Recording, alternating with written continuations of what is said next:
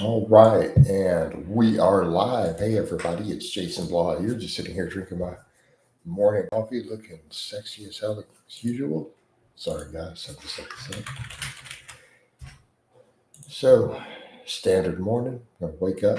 My first cup of coffee here, so I'm not fully awake. I'm gonna wake up with you guys. Let's put that title with Jeff Cavalier. Get some on some topics to talk about as they come through. Coaches, you first one in, peppermint, good stuff, man. Good stuff, peppermint. Yeah, you got in fast. We're in the first 30 seconds, so we know that this is going to be real good outreach in terms of notifications going out. All right. So I think as long as people, the thing is peppermint, um, man, if you guys are hitting comments early on, it will really feed the algorithm. So we're in a good place. So give me a minute here, guys. I got to get a couple of my other posts going, and yeah.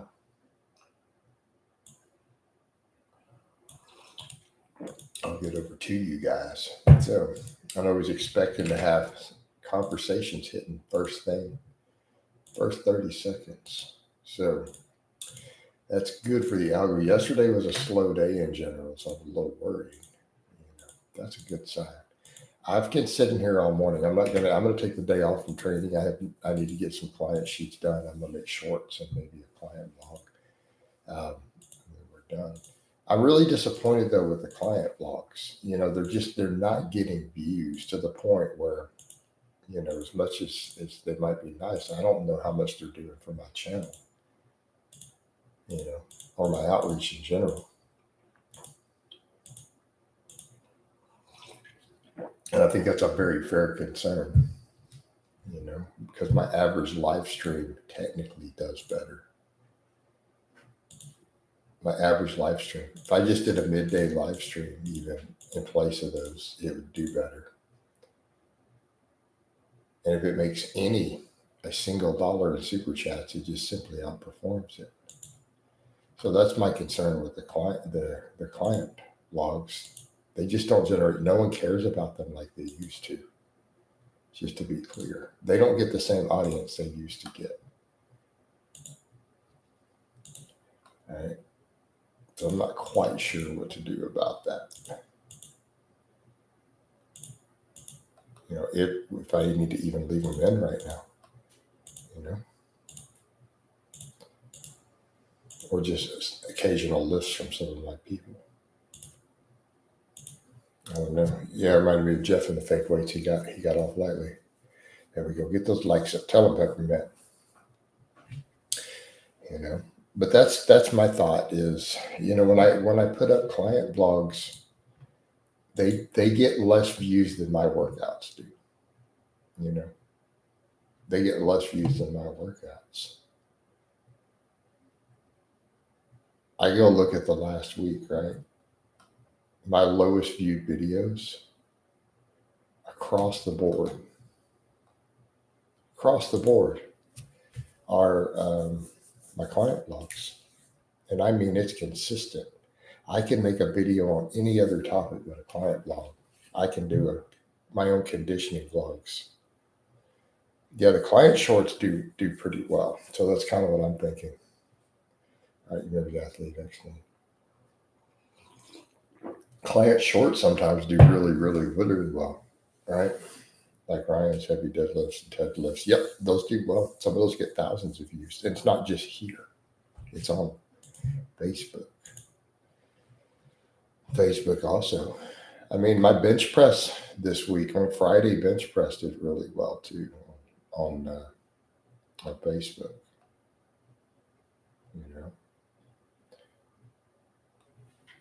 As far as reels go, yeah, absolutely. So I'm going to put a bunch of. I feel like shorts and reels today. I'm going to go hard in them. I'm going to go real hard in them. But I'm going to sit in this coffee chat. I think a long time. Chat with you guys. But yeah, man. Oh, Jeff. That fake, because he struggled with 400. Man, that was the worst part. When you get caught in a fake lift, to come back and prove it was wrong with something even like, oh God. What did he do? Something like 405 or 425, showing real weight supposedly? And he struggled with it like it wouldn't have even passed in a meet. Right? He had to grind and hitch and stuff on it. It's like, that's bad. Yeah. He was under a show of pressure.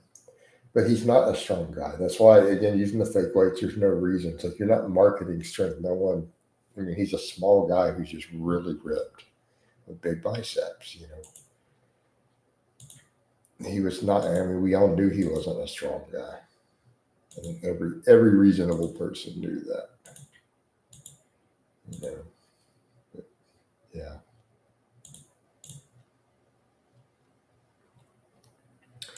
I don't know what you're going to do.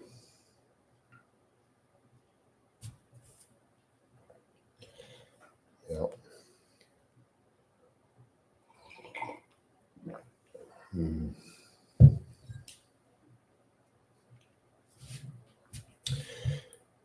Yeah. And it's strange when we're under pressure to do stuff. You know, like even me, I'm going to continue to eat the really high carb, and it's going to make me look different. Like for me, you know, people are always like, "Oh, you looked better at a certain point," and the only difference was my carbs. I was on fat instead of carbs, but I also my performance, you know, is not the same.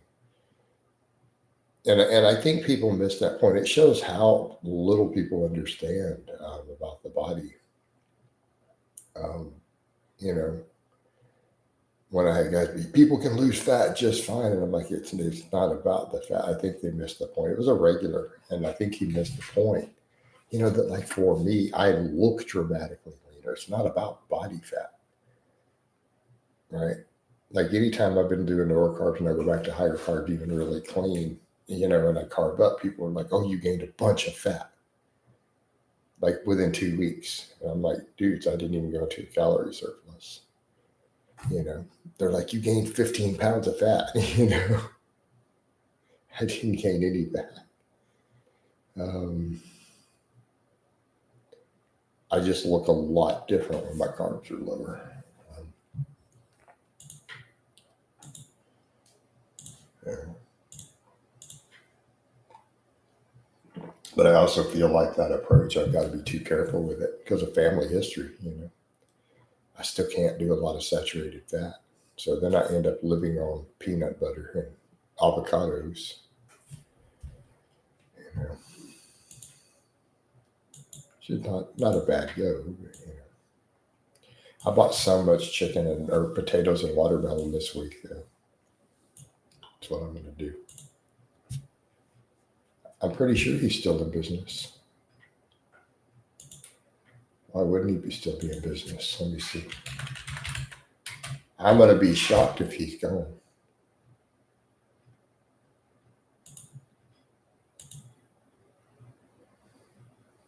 Hold on. No way he's gone. He's got 14 million subscribers. He's still making. The last video he made was 12 days ago. He only makes like one video a week. No, dude, they get like 1 million views a video. He's still in business. Yeah, Jeff's still there. Hey, Mika.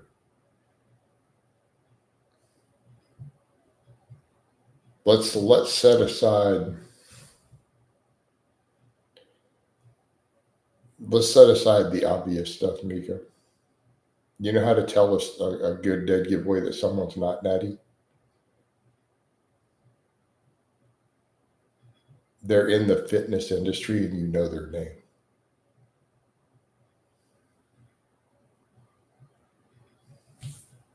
That's usually a dead giveaway. Like you know who they are. It's called Blaha's Razor.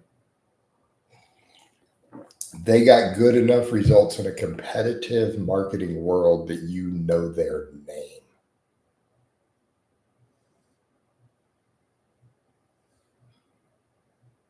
The odds that they are natural at that point is very, very slim. Because natural people don't get results that people care about. generally in terms of physique or strength or performance, no one cares about real naturals. 99% of naturals do not have good enough genetics to even get noticed in those environments, no matter how hard they train.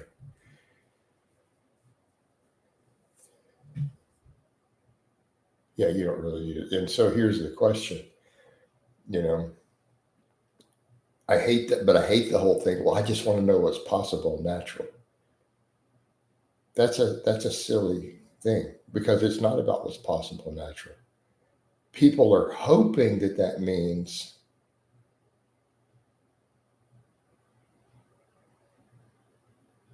you know they're hoping that means that they can get the results. That's not how it works. So let's say you take someone with extreme specific genetic set and lifestyle and they do reach a result natural. What does that have to do with you?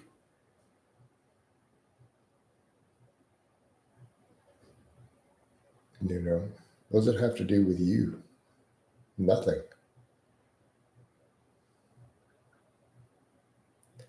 All right. That's like it's like asking the question of, hey, I want to know which big business owners or guys who make good money did it without breaking any laws. Like who's honest in business? So what's the most money someone has ever made without breaking any laws anywhere? Like how's that useful to you? Like, do you have the same opportunities in life? Were you born in the same situation? Do you have their same intellect? Do you have the same connections in life? Right? It's silly. It's a good proxy for it because there could be someone out there who's a billionaire who did it completely honest. Odds are probably not. You don't make that sort of money without breaking a few rules here and there. Well, they might have some bodies, but sure, it's possible. But how does this affect you? This doesn't help anyone who's working a 9 to 5. Um, just saying. But yeah, it's like a guy with 1 in 10 million genetics somewhere achieves something without drugs. So what?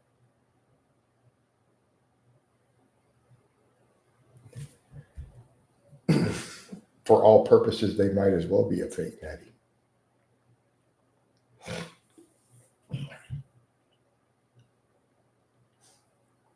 Right?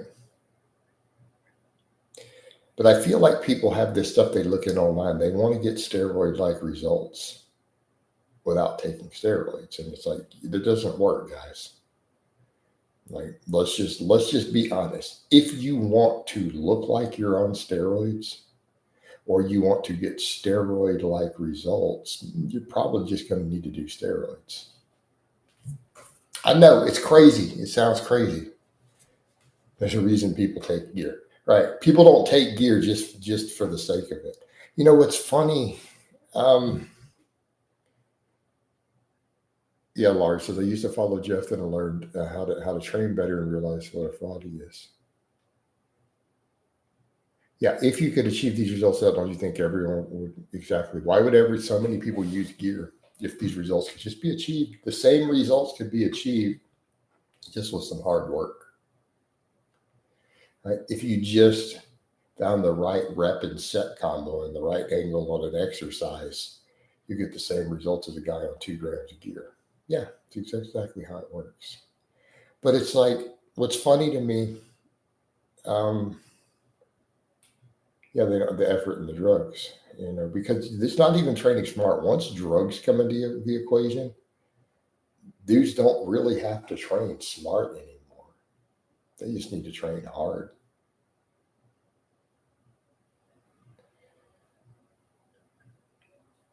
All right. And I hate to be the other bearer of bad news. Most of aesthetics is just appetite control. People who can control their appetite. Yeah. Yeah, drugs are essential for top tier physique, especially by internet standards, right? So it's kind of weird. The same people will say, I don't see why anybody would use gear. I don't see why anyone takes the risk. The same people will step back and ask, oh, well, I think this athlete or whatever is natural or this, but it's like, yeah, you're wrong. They're not. But now I see why you say stuff like, I don't see why anybody would take that risk. While then pointing out later the same person thinks that 37 guys who own gear are natural. Like that's why you feel that way.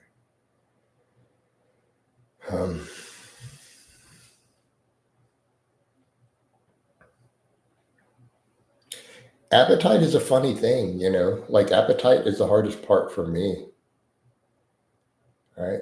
Appetite's the hardest part for me. And it's funny when we talk aesthetics or weight gains, like appetite, a high or a low appetite is a completely changes everything fundamentally.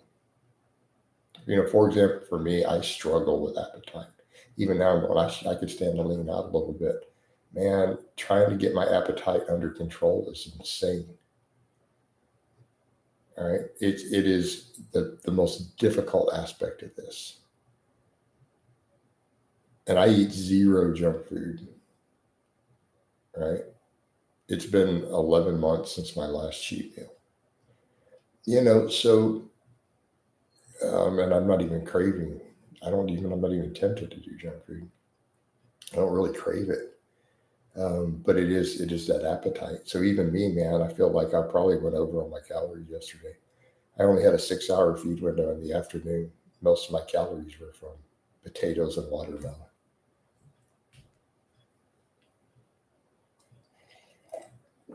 You know, some of the highest satiety foods in the world in studies.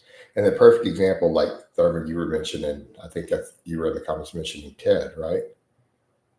You're like, Ted's Rudy is, do you know Ted force feeds?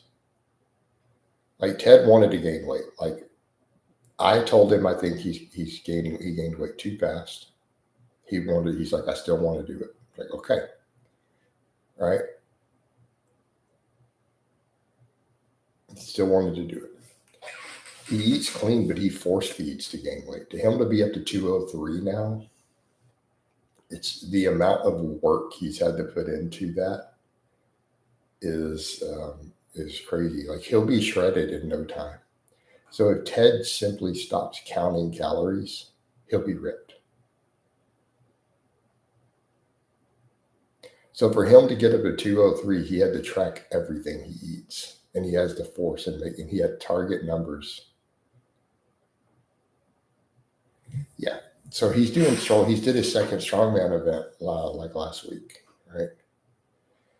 And so we got powerlifting meets coming up too, but he's wanting to be around that 200-pound mark, right? But for Ted to be the 200 pounds, he has to track everything he eats and force feed. I mean, he's been doing middle of the field, but keep in mind he's new to a lot of that. He still is kind of stuck in some in between with weight classes, and he is legit drug free. So Ted is not on anything, right? But for him, it's funny. It's like he's choosing to because he's like, I don't need it, and I just want to be healthier. But he's also said, he's the first one who said, he's like, dude, the second I ever get low testosterone, I'm going on gear. It's like at that point, I see no reason not to. So that's been his attitude.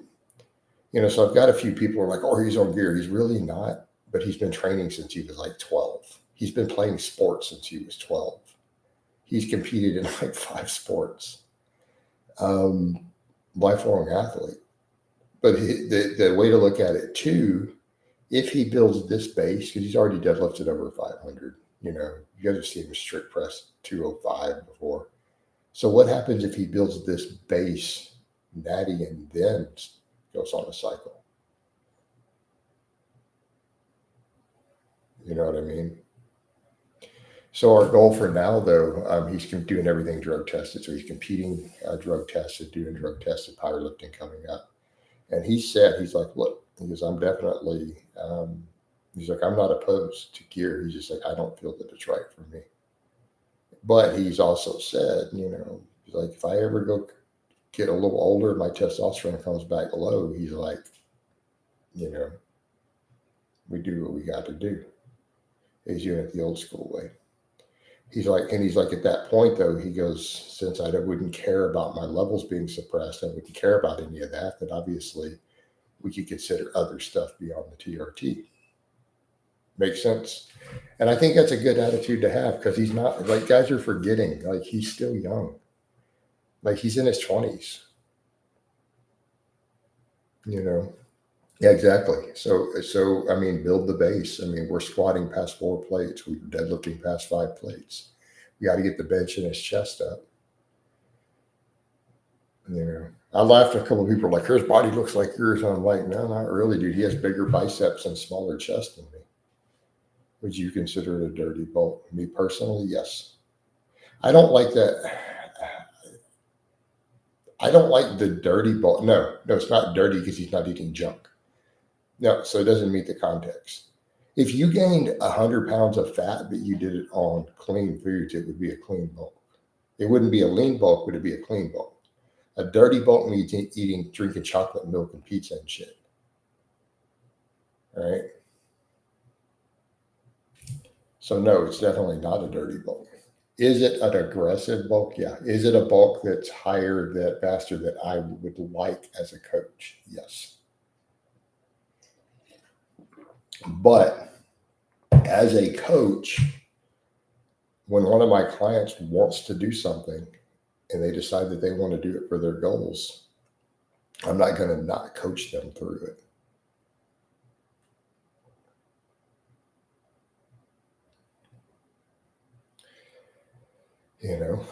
Just like if I have a client who insists they want to do trend, I don't want my clients doing trend. I don't want my powerlifters doing trend. I don't like trend. I don't think it's worth the risk. And one of my enhanced clients, but just because they go on trend doesn't mean I'm not going to coach them through it. It means I'm going to disapprove of it. It's like I'm anti-alcohol. Do you think I have clients who drink? Of course. Do I have a client who gets drunk every weekend? Yes.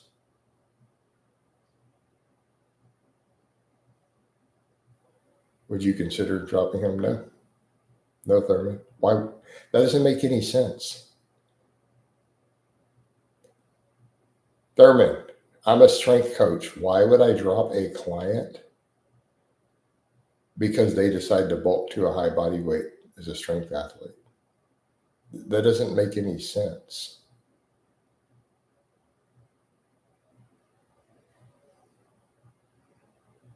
What's the logic here? You don't think I have clients at that sort of body fat already?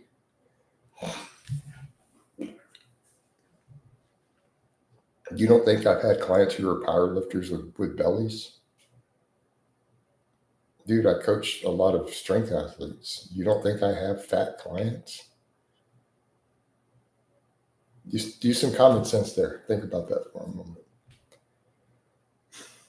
I have a lot of clients with abs, but I have some fat clients. What I don't do is put up my fat clients shirtless in pictures.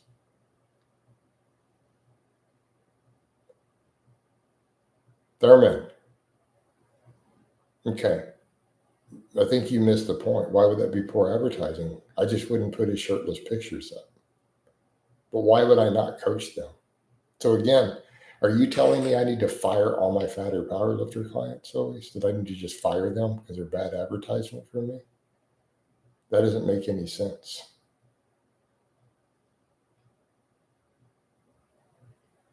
So guys who are fat can't go compete in powerlifting. They don't need coaches.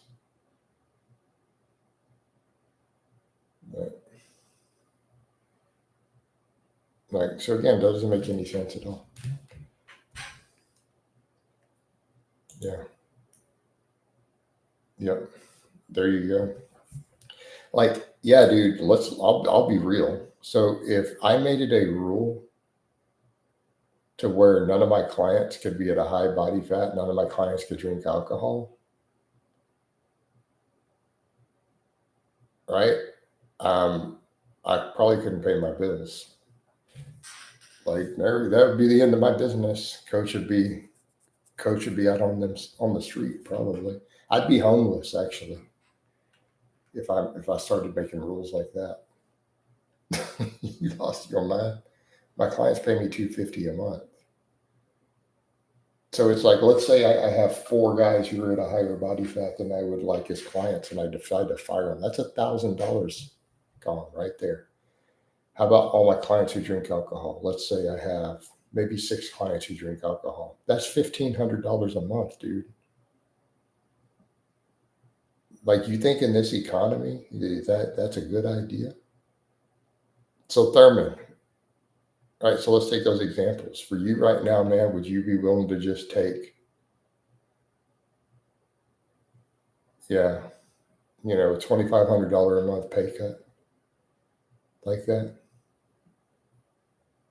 Just because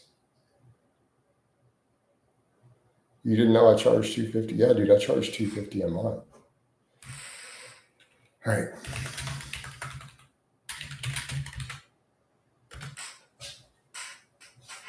Oh, hold on. I got to hit that next button. I got to not forget to do those.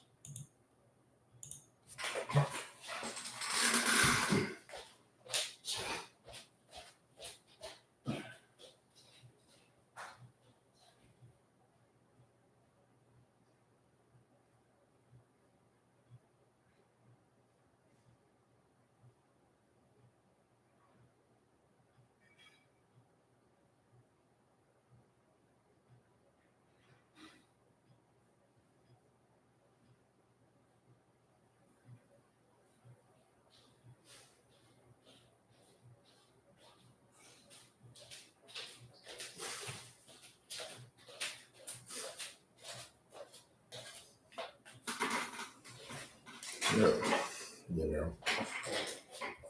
So yeah, why would I drop a client? Now, Thurman, if Ted bulked up to 250, would I put his shirtless progress pictures up? Well, no, of course not. All right. It make a lot of sense.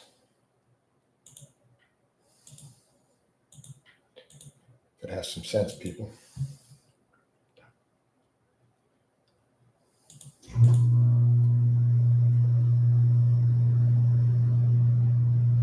Where did that come from? Well, that's off to a good start. I was a little worried that Facebook was a hair slow yesterday, and then it's already generating money this morning. It just posted exactly. You know,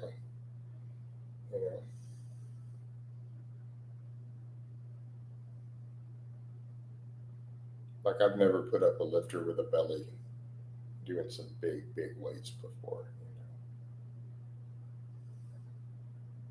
Right? Just don't have them shirtless. I put one of my guys was doing something crazy at one time. I had for a while. I don't know, something like a 500 good morning for reps. He had a little bit of a belly, but he hit like 5 reps with 500 pounds on a good morning. You know, weighing 240. I mean, something like that. I mean, anybody really gonna hate on that?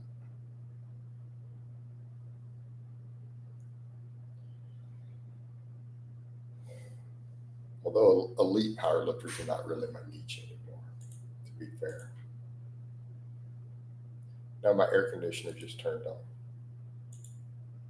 Let me see. You're hearing the mic sounds worse, probably because the AC just turned on.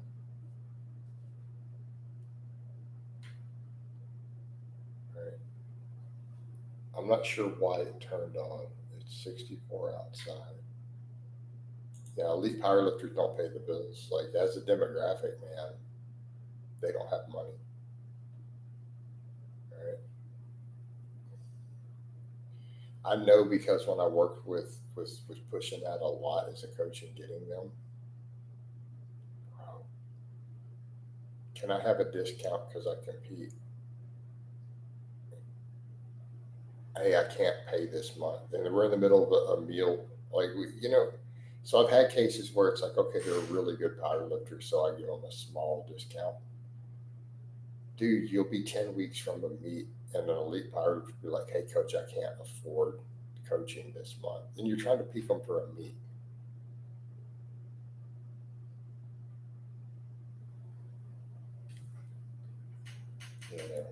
I'm just saying, like as a demographic, it's hard to make a living on serious power lifters. And I'm not being a hater. I'm just telling you as a coach, that's not my stuff. Does the mic sound better? The AC just turned off. Yeah, they're a small demographic, and yeah.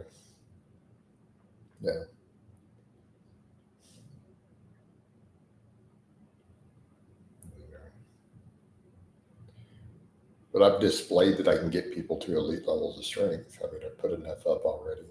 But yeah, just as a demographic, man, get those likes if we only got 3 likes. Yeah, but as a demographic, they do not pay the bills.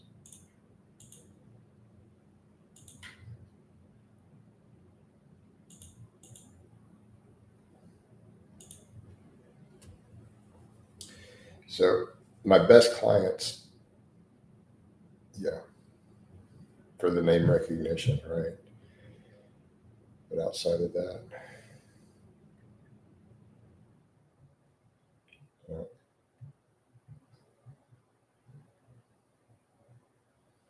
outside of that, hmm.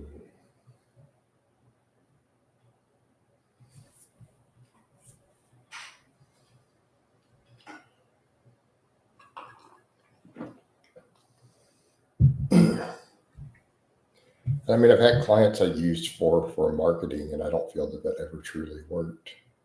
Like, you know, the ones that I used for marketing didn't have good marketing. We didn't have marketing agreements. So, like Mikey and Emma, they were just normal clients who chose to do blogs. Like, we didn't have any sort of marketing agreement, and they didn't compete in anything. You know,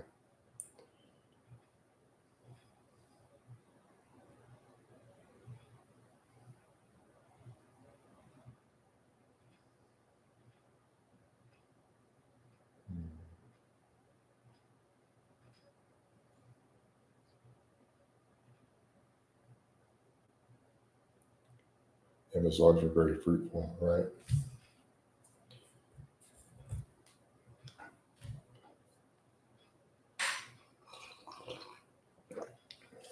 Yep. Those got the most views of any client I've had, and like I said, she'll come back eventually. You know, she's discussed it, but she doesn't lift weights really right now. So yeah, it's in the future. YouTube seems to, yeah, shorts in the lives. I mean, no, people's big videos get views, but they have big outreaches. They have big outreaches. But I mean, realistically, so you take Athlean-X and make it one video a week, but those they get a million. They're long format. They get a million views, right? Do you understand, like, with the RPMs that I get, of what a million view video is worth? Long format. So even if it cut my RPM in half, and if it cut it in half,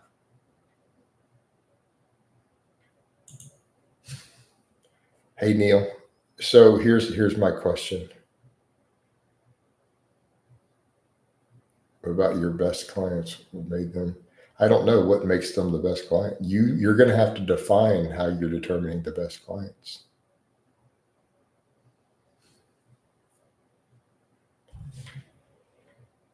So I can tell you, if I maintained my current RPMs, I would be relatively wealthy pretty quick with Athlean-X's views. Like a million views on a video every week gets about a million views total. It's 4 million views a month. I'm actually curious what the math is on that. My RPMs, what sort of money would that be? I've never done, I broke out a calculator. I'm actually curious.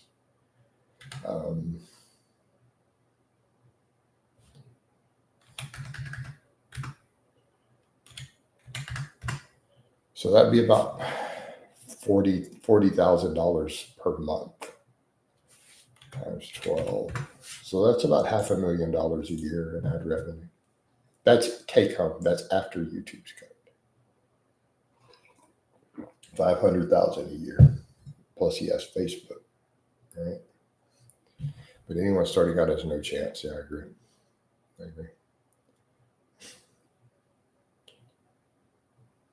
Hey Neil, some of that is stuff that I don't want to discuss, right? There's a lot of personal stuff there.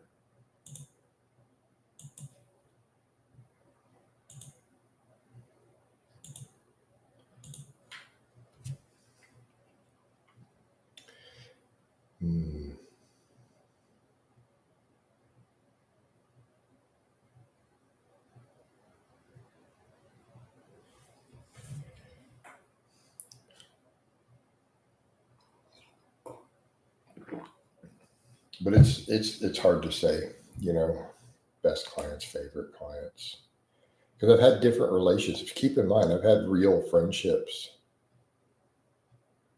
My own blogs generate way more views than my clients do in general. And it's normally when I'm putting up multiple client blogs, my normal workouts generate more views than the clients. People care about it more. They just don't care anymore. I've had different friendships and relationships with different clients, and some clients I have very little with, other than just the sheets and the coaching and messages. But I've also had clients that I consider real friends, and who agree that they'll say that they agree with the same thing, that we're pretty much friends at this point.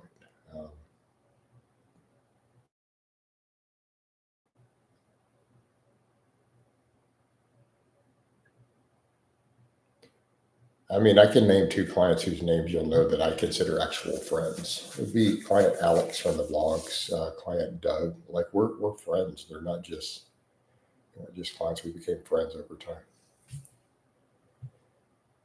We talk about real stuff. Matthias would probably fall in that category at this point, Oh,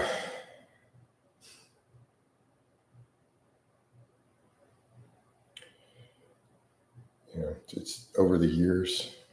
So did we count those as the favorite clients?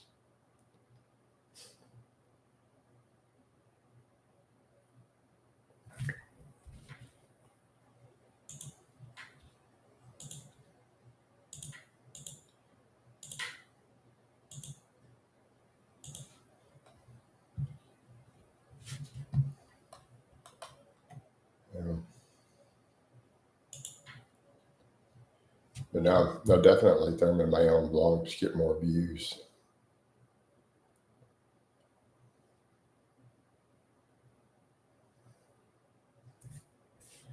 Just the point. We only get 3 slots a day. But that's the other point. It's like I could do a client log, but realistically, a live stream will outperform it. And we only get 3 pieces of real content a day on this platform. And anything more it considers spam. Kills your algorithm.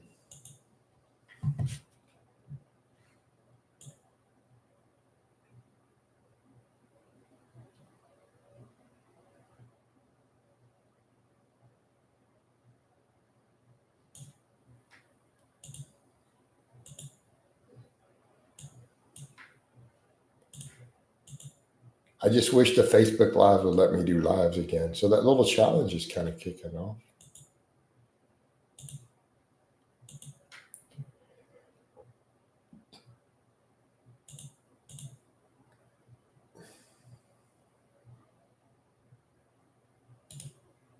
Hold on, I need to figure out what's generating that money this morning. Give me a second. I'm looking at something. Is it going to tell me where that's coming from? Okay. Those are helping.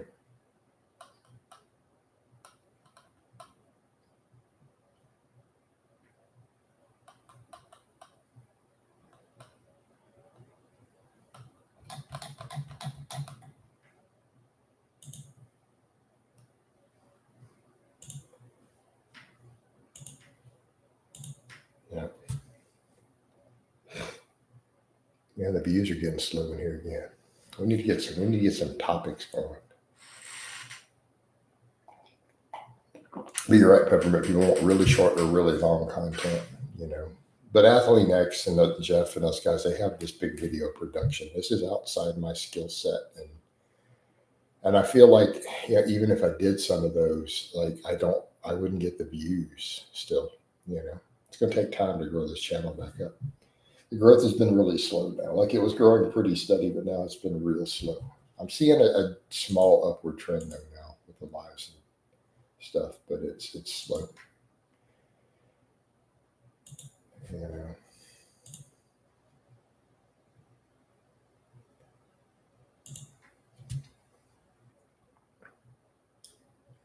But no, you're right. My vlogs get more views, but even then, it's still not what it used to be. Like honestly, I'm at a point where if this channel just off of its own organic content got the same traffic I got at my peak, like my life would be fine, and it pretty much my business would be great. You know,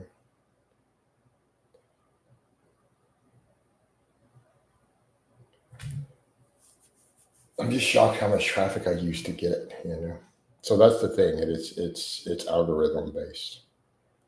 I flooded the algorithm too much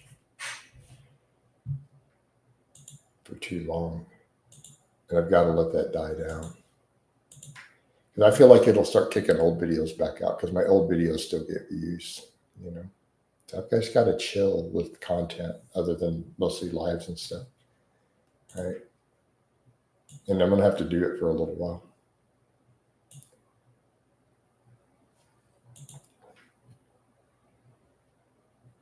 How can I set Thurman? I don't know how to set a goal. How would we set a goal subscriber count?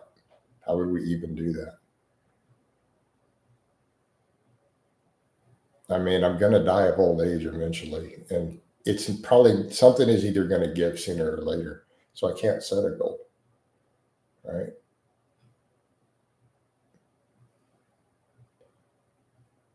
So in the last 10 years, I've gained 15,000 subscribers in 10 years. So you see the problem with how do we set a goal?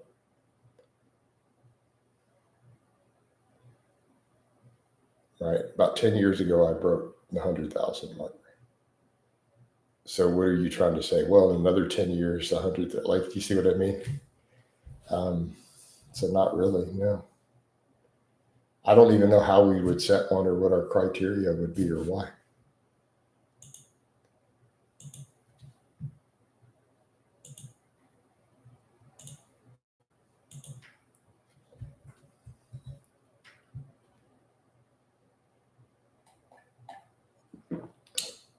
But we're not getting likes in here, guys. Get them likes up.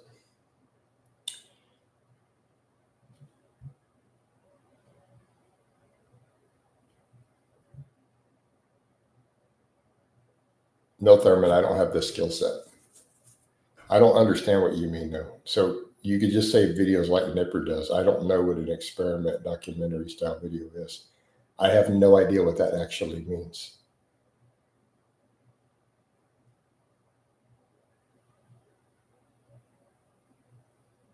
No, Neil. Like how would I? Like, what do you mean? Why would I? You guys ask a lot about my business model. Like I don't. By the way, I don't like that. I don't discuss those things, but I don't like to go into too much detail there.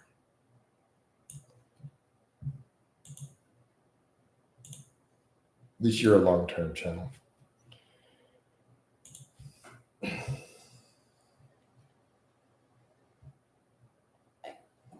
To my knowledge, Thurman, Jeff doesn't do documentary style videos, so that's news to me. If he does, I was legitimately unaware. But keep in mind, you just made this account yesterday. You know, got it bounced for now. Maybe a little later. What's up, Nate? How you doing?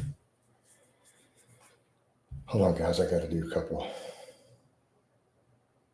Facebook posts.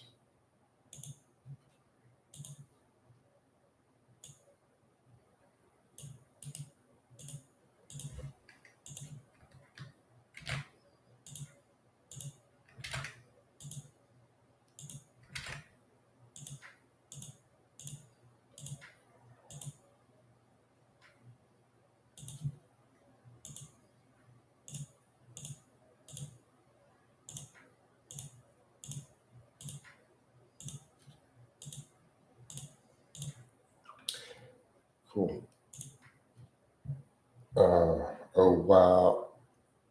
Hey, Nate, I have no idea what you just asked. So, guys, I'm going to tab out and work on other projects till topics besides my business model come up. If we can talk about other stuff, I'll come back over. I'm honestly, quite frankly, bored. I'm bored of talking about my business. That's not entertaining to anybody. So I'm going to leave the chat for a bit and I'll come back. I'm going to work on some other projects. And when we get some better questions or comments, I'll come back in. Yeah, I'm bored of talking about my business model, guys. Plus, it's not good to tell people your business models. That's a horrible, horrible idea. Yeah. I make it up as I go when I answer those. Just in case you're unaware, because I'm aware that it's bad to tell people stuff, I actually lie on those things. So just half of it's not even true. Because why would I do that? Let's see. You need to be intentionally deceptive with those sort of things. It's in your best interest. So it's kind of like I feel like people ask questions that they know I need to lie about. I guess that makes me then a liar. But it beats the alternative. You don't want to tell people.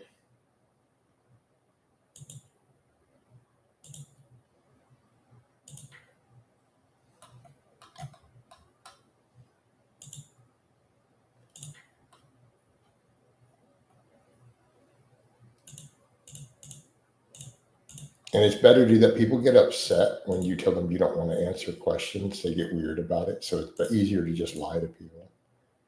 There's things you don't want to discuss, just lie to them. Let's see.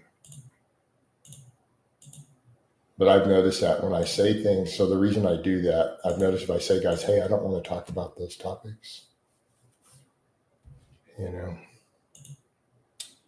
people will get upset. Well, why are you being that way? So it's easier to just lie about your business models, competitive plans. It just works out better. Then they don't get offended. They got an answer. Because it's not like they really care. They just want you to discuss it. I don't think they truly care when you guys ask that.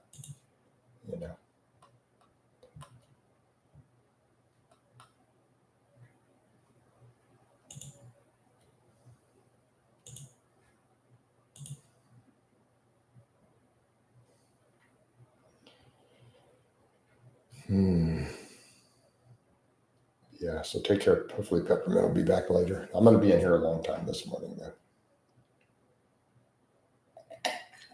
I need to keep the stream flowing so we get topics going and I can work on other projects while I wake up, chat with everybody.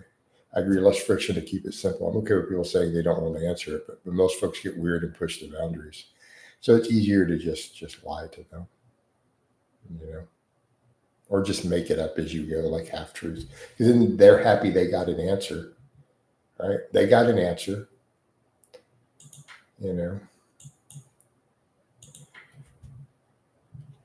And if they're a weird, obsessed troll, they got their content, because then they can make a whole video about whatever nonsense you said. Like they're happy, everybody's happy, there's no friction,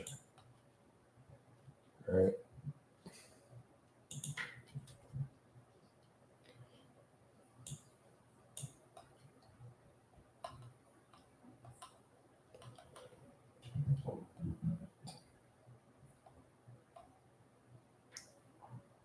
Oh man, it's always weird. I put up stuff still don't understand to this day why we have this strange idea still. This is 2025. Like, why do people believe omega-6 fats are inflammatory in humans?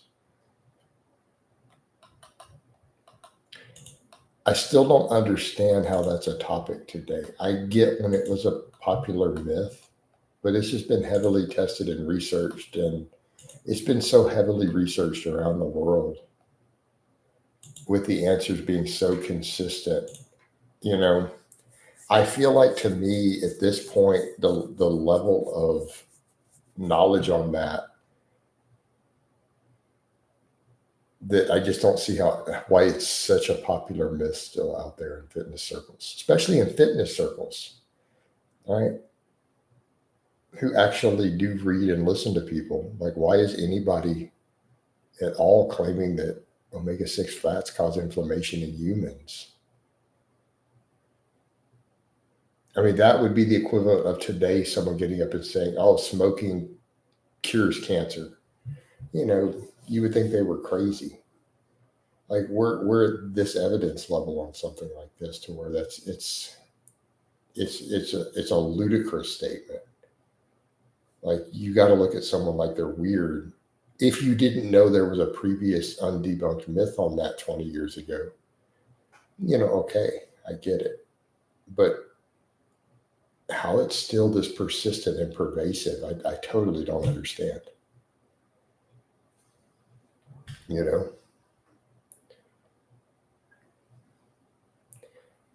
I mean, and the only counter responses to that, oh, you believe science. And it's like, okay, without science, you wouldn't know what inflammation is. You don't get to use scientific terms and then get angry when people want to discuss science. Well, why are you discussing biology in the human body and using scientific terms like inflammation if you don't believe in science? It's kind of weird.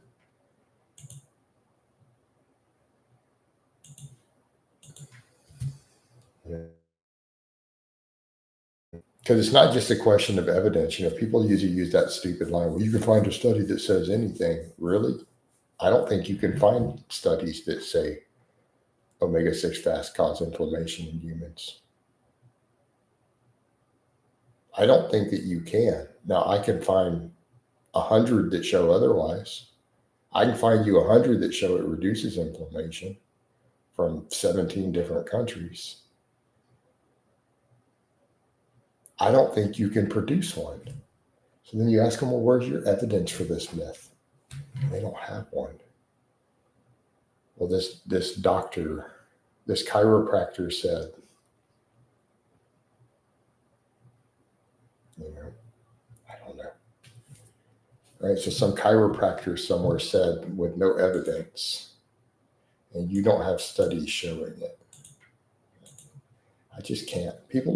I just can't sometimes. It's fascinating.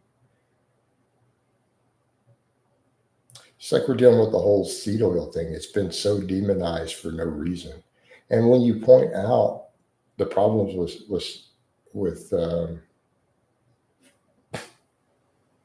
you point out the problems with seed oil, it's how do I put this? I'm still waking up here. These people have demonized it for the wrong reasons. Like, it falls into a minor negative, right? Falls into a minor negative. It's nowhere near the top of the list, but it's like, yeah, I don't cook with a bunch of seed oils. I don't recommend anybody do it. But then the second you debunk their nonsense, what do you mean? Why are we discussing nutrition? Why wouldn't we discuss nutrition? This is a fitness channel. It's a strength and fitness channel. Because I'm well versed in the science of nutritional science. Plus, I'm someone who lost 150 pounds before using no fat loss drugs. That's also kind of useful. Like, over muscle? No, my body fat's at an athletic body fat. I'm overweight in terms of muscle mass. What are you talking about, sign up? You see me rep out 500 pounds on a deadlift. So yeah, things like my legs and stuff put me at a higher body weight. Look at my quads. Right? Not like I have a belly, bro. What are you talking about? Oh, I don't know, probably 15% ballpark.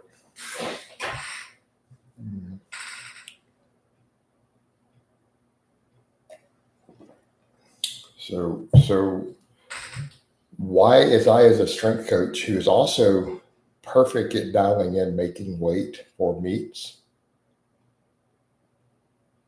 who has lost 150 pounds before, is extremely well educated on nutritional science. Why wouldn't I discuss nutrition? It's a strange question. Straps on weighted chin-ups? No, absolutely not. Absolutely not. No, the chin-ups need to build your strength, Tom.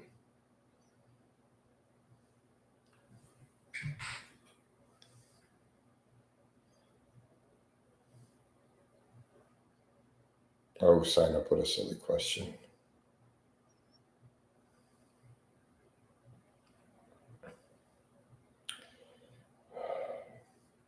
I'm not even going to bother to answer that sort of stuff anymore.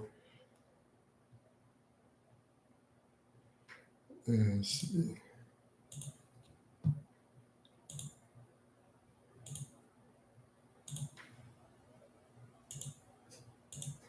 Let's get out of here.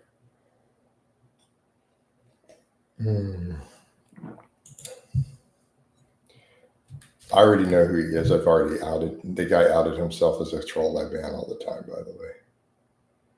He's too OCD to not do the same stuff every time. So let's see.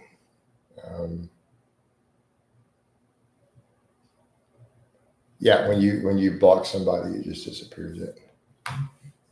Yeah, that's a reoccurring specific troll with his own mental hangup.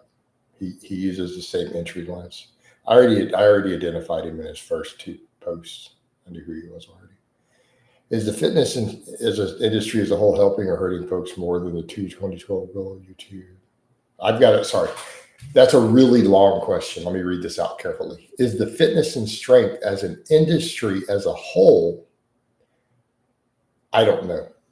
I can't answer that as a whole. Helping or hurting folks more than in 2012 golden YouTube fitness era? Wild, weird question, but please entertain if you can. The problem is the whole industry as a whole is so big that it's hard for me to tell. Helping versus hurting. I mean, there's always been harm, but by and large, is it getting people in the gym? Like, is the industry as a whole helping get people in the gym and off of some junk food and eating better? So yeah, it's doing overall a net positive. There's a lot of nonsense. There's a lot of garbage training. There's stupid selling supplements. There's a lot of misinformation. I would say the ones that cause harm are the ones who push the fringe diets that kill you just as fast as the standard American diet. So we could say certain niches. So like the carnivore and the extreme keto niche. All right. Like the extreme keto niche, because when you start looking at the atherosclerosis and blood work of some of the extreme ends of these diets, people are going to die of heart attacks just as young as they will on a standard American diet. So in this case, they're causing extreme harm because they're offsetting all possible lifestyle preventions of other fitness, right? So we look at the current data on some of these diets. It's at a point where that niche of diets is not extending lifespan at all, right?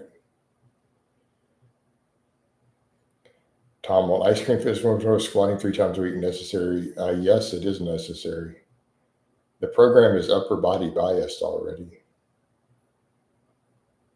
You're going to regret if you don't build your legs as a novice. I'm telling you right now, Tom, you will regret later in life if you don't build your legs on your novice programming.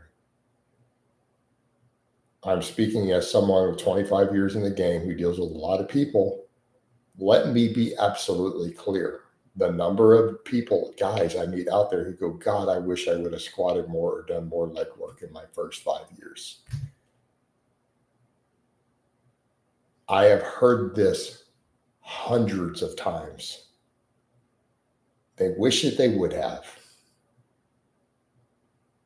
Trust me on this. It's an upper body bias program already. You're good. Nope. Yeah, I got oversaturated. I made pretty good bank during those years off YouTube. I mean, the coaching is my biggest business now. But yeah, I made pretty good bank. I mean, through most of that time period, my YouTube itself cleared about 50,000 paid me per year, about 50 grand. Doing most of that. I got to get coffee though.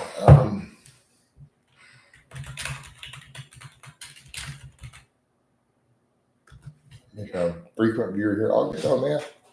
I'll give you them. Beach Hum, is that your name? However we say it.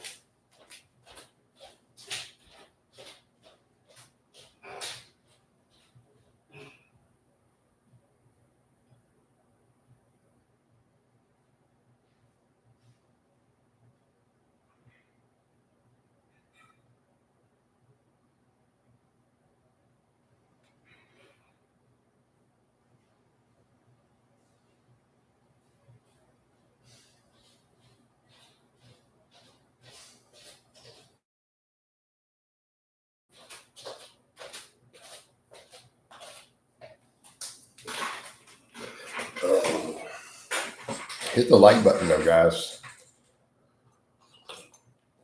We had stuff in the first 30 seconds of this stream and only 5 likes an hour in. Is kind of weird. You guys got to hit that like button.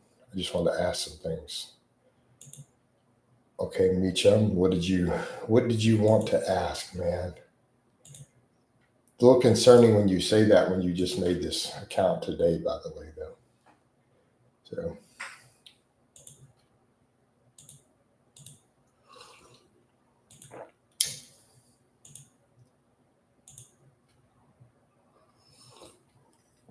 So what things did you want to ask?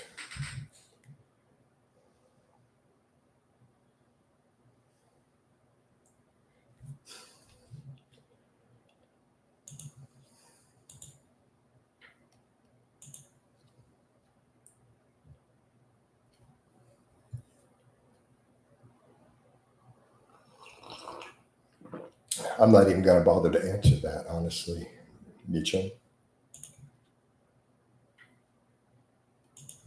If the answer is not obvious, then you don't need to know. And I think that's a perfectly reasonable response. Here's my question. Why do you care about my personal life? You know? I'm asking. I mean, I feel like I've answered this repeatedly because I have actual stalkers. And so I keep my life off the internet as much as possible. I want people to have as little information as possible to make work way, way harder for my people who stalk me. Make sense?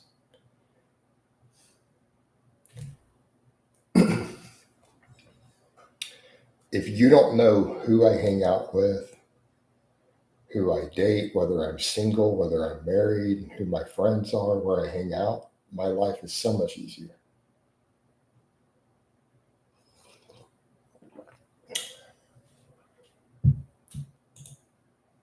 All right, never mind. Get out of here. All right.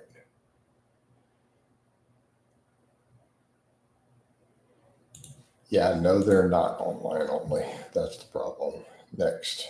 And I don't want to have to keep talking about it. I'd like to not have to discuss those things. I got baited into that. Man, these people, right? Exactly, Neil. I mean, I am literally their entire obsession. Right? There's at least one of them who I'm pretty much a 60-hour-a-week obsession for him. The number of accounts he makes all day, everywhere. So eventually, once he goes away, a lot of that dies out. I think a lot of it really is one person, honestly.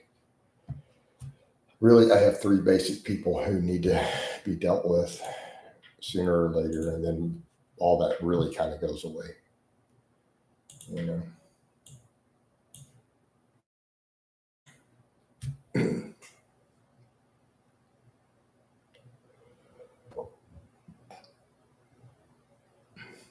But yeah, that's the thing, Neil. Honestly, in the stream, I think essentially all the craziness in the stream is really just one person. So everyone's like, "Man, you ban a lot of people." I've watched it close enough. I think I'm actually really mostly only banning one person. I've just banned him 500 or 1,000 times. And I know because he also makes other accounts, so it's not just YouTube. The same guy hits me on all the other platforms too. And I pretty much looked at the style and messaging. I think it's basically one person. It's his entire life. But it's pretty much 7 days a week. Yeah.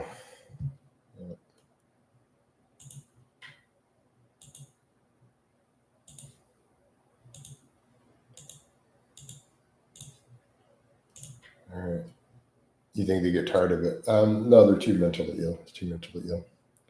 I mean, obviously, I have some specific people who make content who do some other stuff who feed all of it, but eventually, I can deal with this. At what point is ice cream fitness no longer sufficient? So, what's the end goal?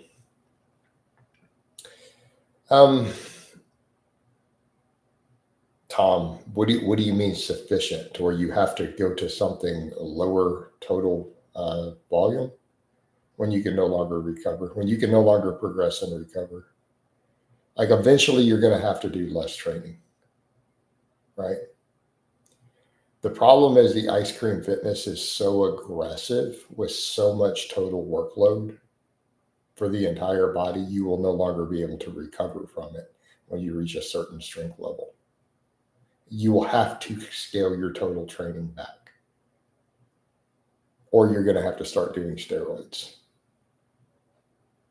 So when you're no longer able to recover from, progress, everything is stalling, it's probably time to go to a little bit less work. A lot of people are in the ice cream. I don't know, but I mean, it's been so popularized and talked about over the last 13 years. We know tons of people running all their training logs online on forums and stuff, literally keeping their ice cream fitness 5x5 logs and everything. So, it's probably here to stay forever because it's been published in multiple big platforms. It's out there. People have made apps around it. Like it's probably left a mark. It's not going away. Right? It's not going anywhere. So who knows how high the number is?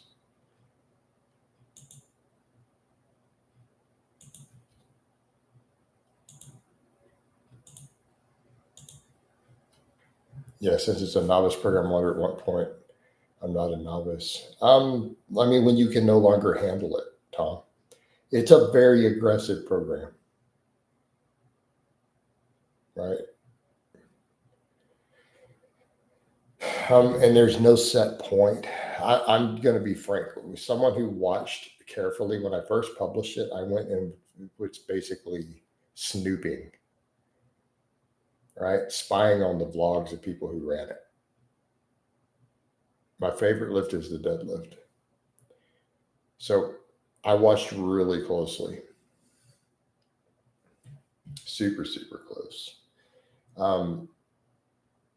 And I was shocked at the diversity of answers you would get to that. I'm going to say straight up, your genetics and lifestyle will make an enormous, absolutely enormous difference in the answer to that. You want to know the most extreme case I saw of like someone able to progress on it to an insane level? I saw a guy who was in a deficit the entire time he was on it. He was cutting. He was a fat dude who ran it on a cut early on as a novice. By the time he finished running the program for a year, his 5x5 squat was 335 pounds. He was deadlifting like 425 for 5 reps. He was benching like 235 for a 5x5. Now, that's obviously not normal on the program. And he never bulked the entire time. He lost weight the entire year while on it. I've seen other guys flounder with 200-pound squats on it. Again, just due to overall recovery, lifestyle, genetics, the inability to handle the workload. Makes sense, Tom? So I think that it's we can argue these different points of what defines a novice versus an intermediate.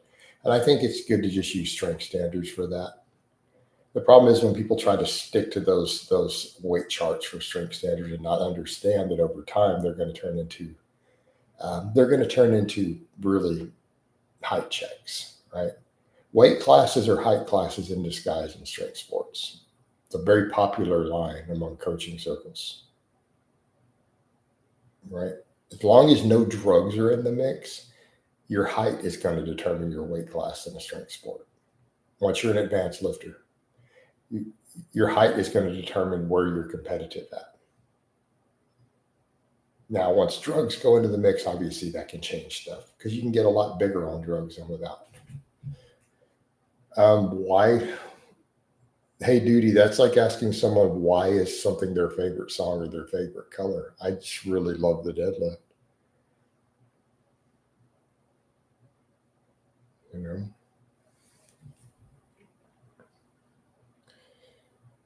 I'm not sure what we're looking for a detailed answer.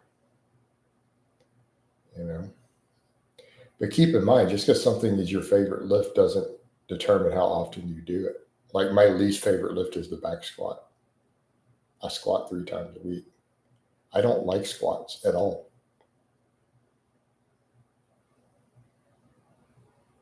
I can't think of a single exercise out there that I enjoy less than a squat. But you've also seen me at my strongest squat 600 pounds. When I was at my biggest and strongest. I hate squats. I didn't compete. I've been invited to Worlds. I didn't compete. You mean the UK Nationals is the highest meet I went to. I competed against 13 people. My weight class, the 100 kilo men's open raw, was 13 guys signed up. I took 3rd place. What do you mean competing? It's just lifting weights. Lifting weights is not hard. There's nothing hard about powerlifting meets. You just show up and lift the weight.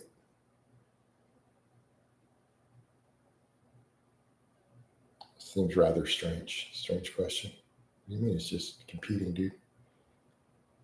I didn't compete against anybody. No one's in my classes. I just compete against records. So I'm a master's lifter. There is not really competition. You show up and you're the only guy in your class at the meet. Even at the state championship, there was no one in my class. So you're competing against record boards. You're like, oh, someone else set this record 6 years ago. That's what I'm competing against, right? All you're doing is competing against records. There's no one else in your class. At my age, right? Keep in mind, all those meets were at Masters too. So that's the over 45 age class. They give medals for overall. They give medals for your class. I mean, if you show up and win your class, you're getting a medal. But I also broke state records with all those.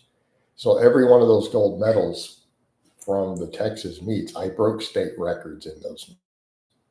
Yes, I was the only person in my class and finished the meet. So you're going to get a gold medal because you signed up for a meet and you're the only person in your class.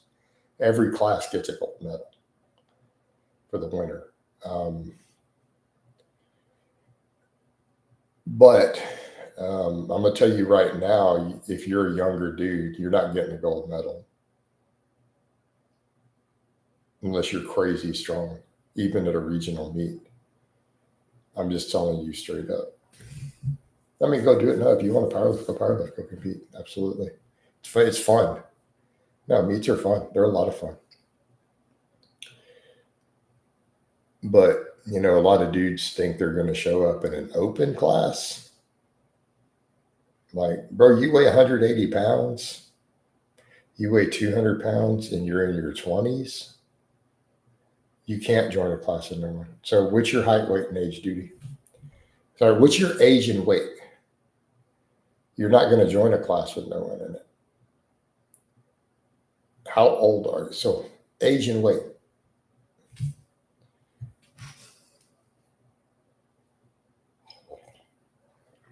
All right, age and weight.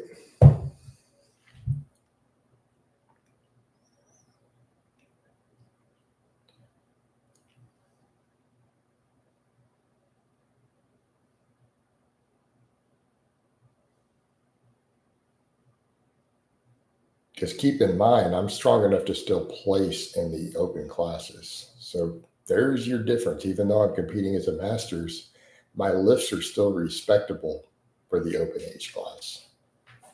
So it's, you know,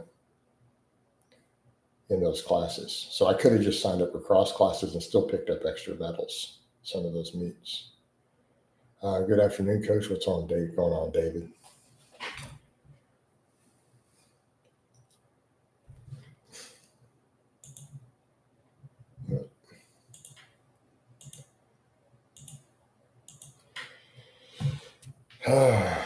YouTube should ban Athlean-X for his use of fake weights, right? What's up with Athlean-X and them fake weights?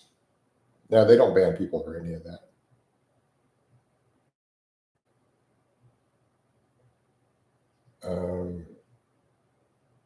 Obviously, why wouldn't I continue to lift into my 50s?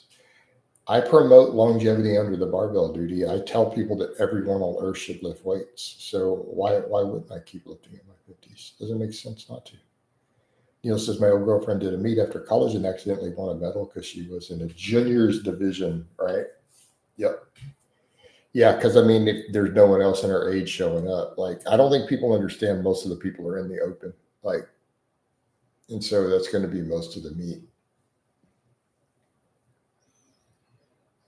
I think when people get there, they're thinking those meets are going to be small, but I mean, it's. Hey, Duty, no one thinks that. Duty, no sane person thinks lifting weights advances aging. Not one sane person on the face of the earth believes that. You mean some weird clowns who are mentally ill, even if they put out content, think that.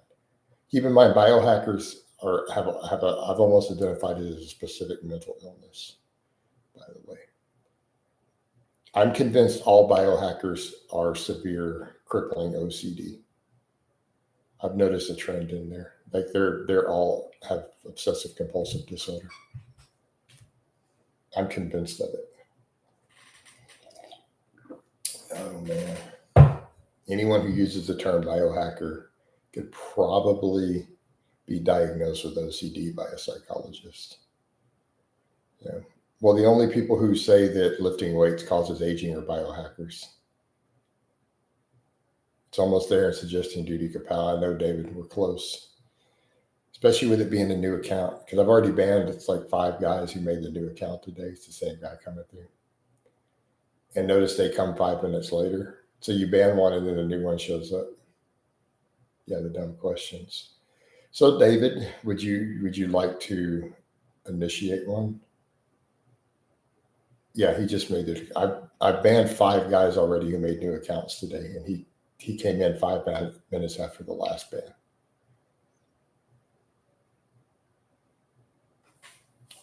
David calls for kapow. The vote is up. Kapow or stay, guys, for duty. He'll write something crazy now that the vote's up. He'll get his last little snipe. Never heard of biohackers. I don't believe you. There's no way you're on the internet in fitness circles and don't know what a biohacker is. I'm going to ban kapow for lying. Wow. Neil says, wait, what do you mean, wait? Neil gives a kapow. All right, duty. You have been judged and been found by a jury of your peers to be mentally retarded. The sentence here is death. Kapow, and you're out of here. I'm going to use the word retarded from now on. We need to bring it back. This whole politically correct of getting rid of the word has not been a good thing. All right. Oh, man. I clearly get plenty of people who meet that criteria coming through these live streams. So we gonna use it.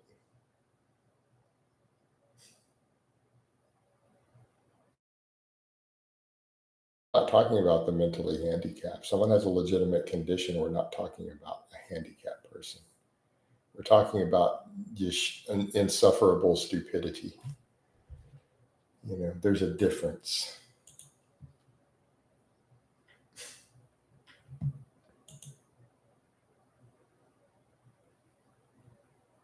There's a big difference between the two. Oh, lots of people entering my fitness challenge. I started on Facebook. It said it's advertising it.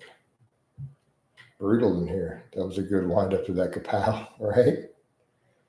Well, I'm not full awake enough to really get all in it like I do in the afternoon, but you know, you get the idea, guys.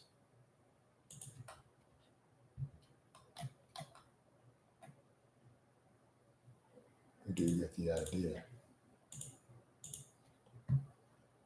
Might need restroom and coffee. What is this doing? I wonder why that's slow. Hold on, guys.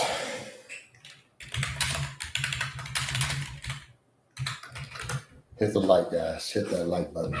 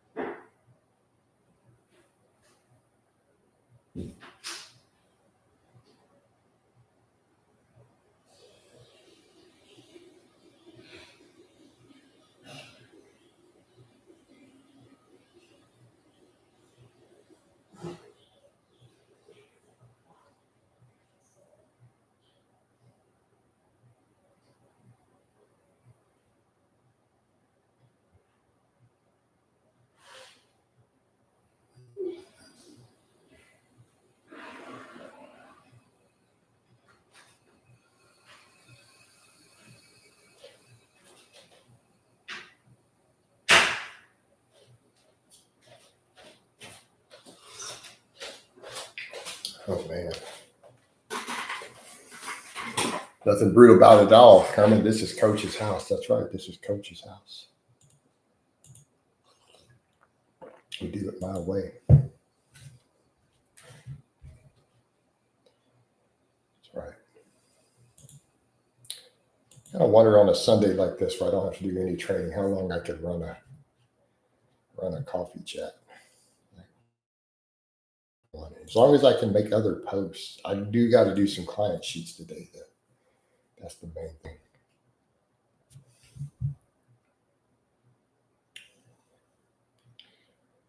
That's almost a compatible question. Etrar, go to my homepage on the channel and look how much weight I'm deadlifting in my 40s. All right. Go look at how much weight and then come back and ask that question again. David has voted for a kapow on Itrar.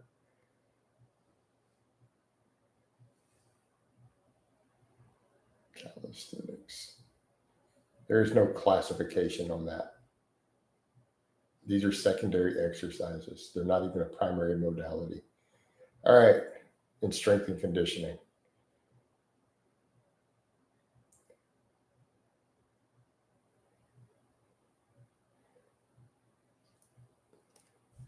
Let's see, I'm going to base it on if you made this channel today.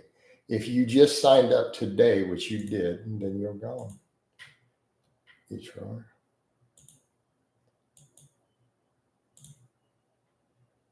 You're the same guy we just banned.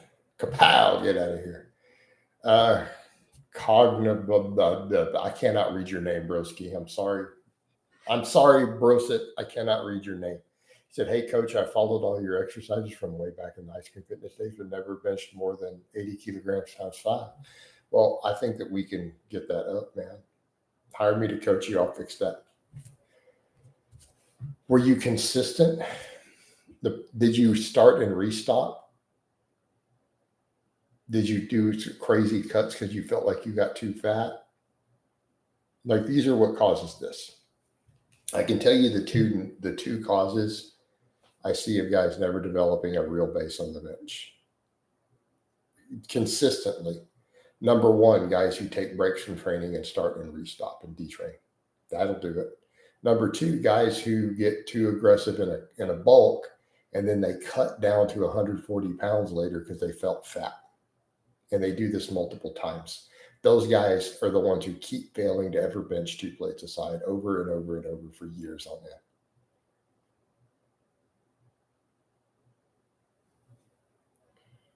Huey says, "Do you think strength standards should evolve as nutrition and lifestyle advances every generation?" I don't know how to answer that question.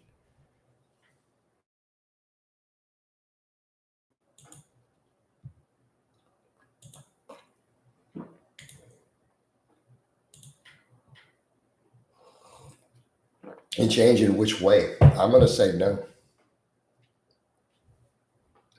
I mean, I guess since we're all getting fatter, strength is going to be, it's easier to get strong if people are really fat.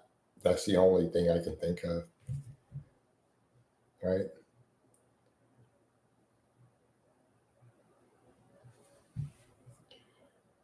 So do you mean just because people are getting fat, so therefore strength is going to be easier to obtain? Because dudes are, average body weight is 200 pounds, not 150? Average American male.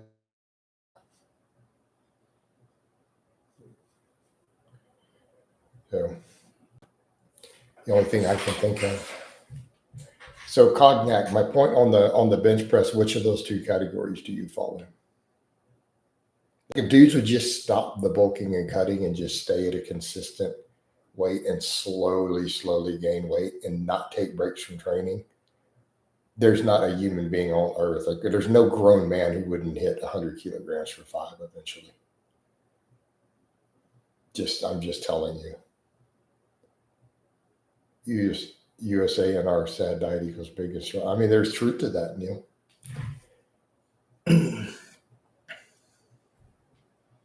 Because we're not necessarily that deficient in anything. We get enough just sheer calories and fortified foods.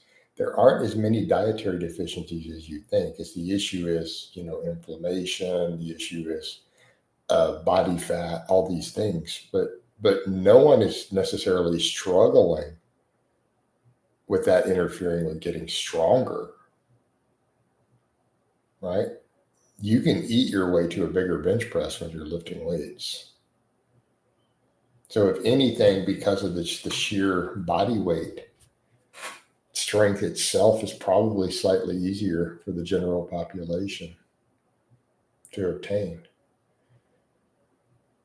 Walking around fat. Oh gosh, I don't know anything about him, dude. I don't have thoughts on him because I don't really remember the guy. Is that the guy who got angry because I think I sniped one of his videos or something and my copyright strikes and he flipped out or something? And I don't know. That's all I know about him. I think the dude got mad and messaged me one time. Yeah. I don't follow him. He has like a tiny channel, right? So I don't care. I have no thoughts on him at all. I'm not interested in enough to learn anything about him. But I know the guy messaged me. I think he got angry at me because I think I might have got him with my copyright tool and he like blew up and, I don't know. Like, I want to say to guys, I don't watch your videos. If I hit you with a copyright strike, it's the copyright tool. Right? And people don't seem to understand that. I'm not watching your videos. I don't look for them. Yeah, it's almost like a Palworthy question. And I don't think a lot of dudes realize that who have hit them on the copyright. So, like, dude, I'm a tiered partner. Like, don't steal content from someone with a check mark. And I don't think people were not aware of that. Like, don't steal content or remix content from people with a check mark by their name. It's a really bad idea. Because we just go down the row occasionally and ban everybody who stole our content with one button. Or we flag all their videos and they get strikes, and it's we're not looking for it. We have a tool that gives us the option to do it. It does all the work, and it just has a tab. We don't have to go watch their video. It just tells us, hey, there's 57 videos currently up that look like they stole your content as copyright. Would you like to strike them? And you can hit all 57 of them with one box check. You can just simply hit select all. And I'm dead serious. And it's been this way for 10 years, 12 years. But it's been that way the entire time I've had the check mark and the plaque. They just give this to us. It's just one of our tools. But they get all butthurt and try to message you. And I'm like, dude, you stole my content. YouTube told me that you stole my content as a tiered creator. And I simply checked the box. That's it. So don't steal people's content.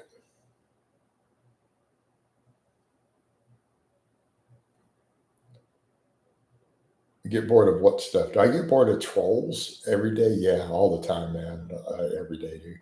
I don't get bored of talking in my streams or talking about lifting and stuff. I get bored of all this bullshit, asking about whatever person. I don't care, man.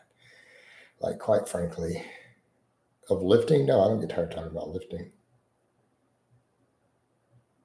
No, lifting is one of my passions in life. Like, it is my career. It's my passion,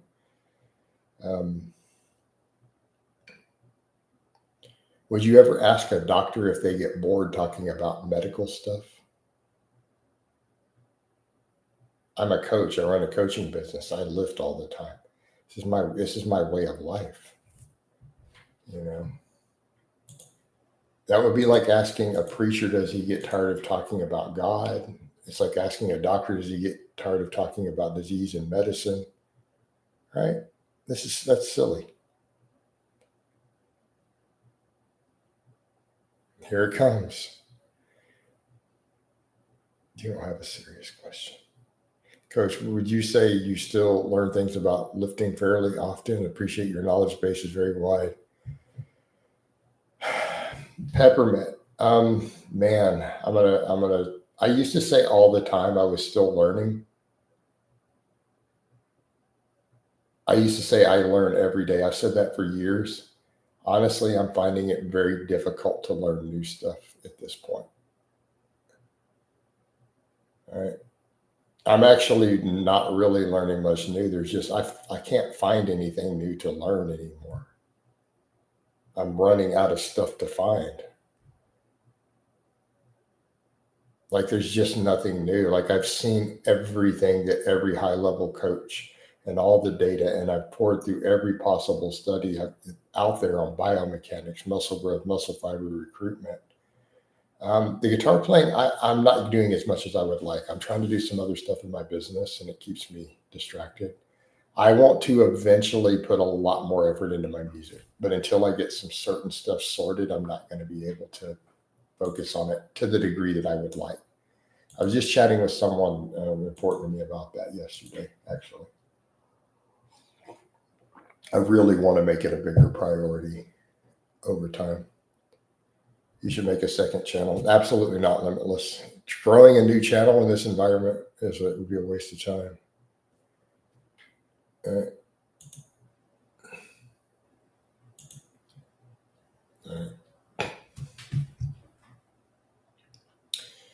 Yeah, no, there's no need to even vote. Okay, same channel. Yeah, I just put stuff on the same, work it in. Like, Limitless, do you understand how hard it is to grow a new channel right now? Like, people are like, oh, go start a second channel. Dude, I ain't got that sort of free time. I would be better off starting a second YouTube page. Now, let's talk about a good business move. No. Not another YouTube channel. How about a second Facebook page? That's the only social media starting another one that makes any sense.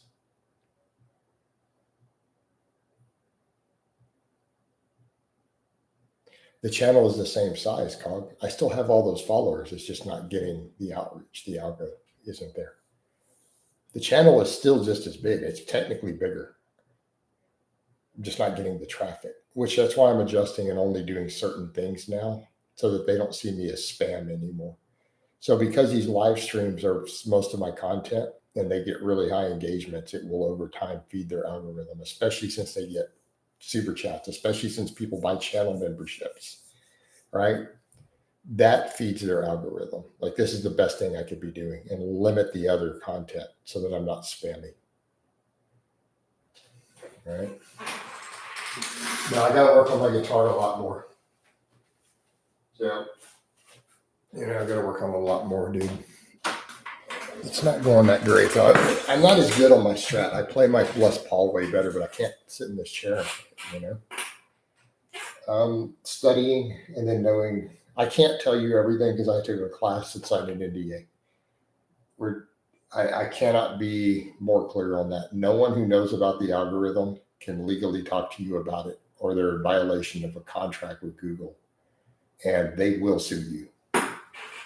You can't play with companies like Google and think, oh, I'm just going to push back. Dude, you will lose everything you own.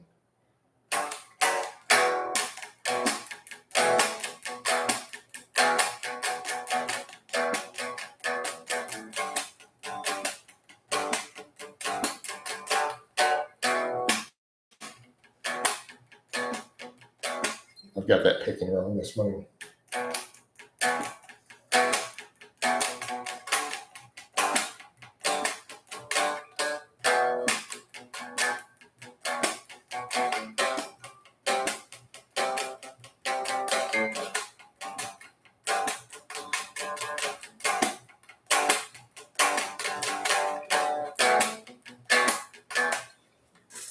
I don't like the Strat more than the Les Paul. The Les Paul is my favorite. But when I'm sitting in this chair, because of the arm, I can't play the Les Paul. I cannot play it at all. All right. All right.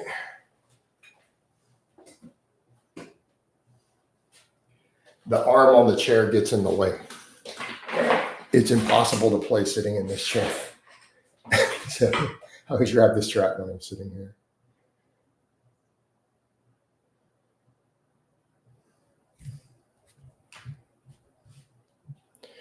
The lead work has taken some time on that song though. So that's just the rhythm section. No, I don't own an acoustic currently. I have in the past. I don't currently have an acoustic. Those are my only guitars right now. Those two. I have a Gibson Les Paul and a Fender Stratocaster. I play the Les Paul way better.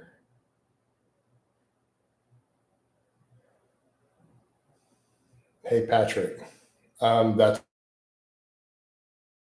I've made numerous videos.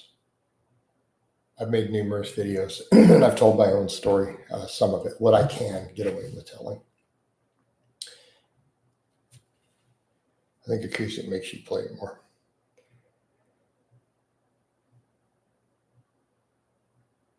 So, Cog, are you a serious guitarist, or are you just simply making that statement?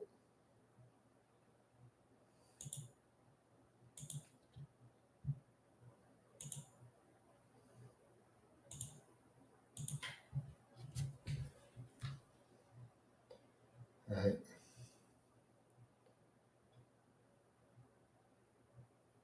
What's going on, Big Willie? We're just doing our stuff here, man.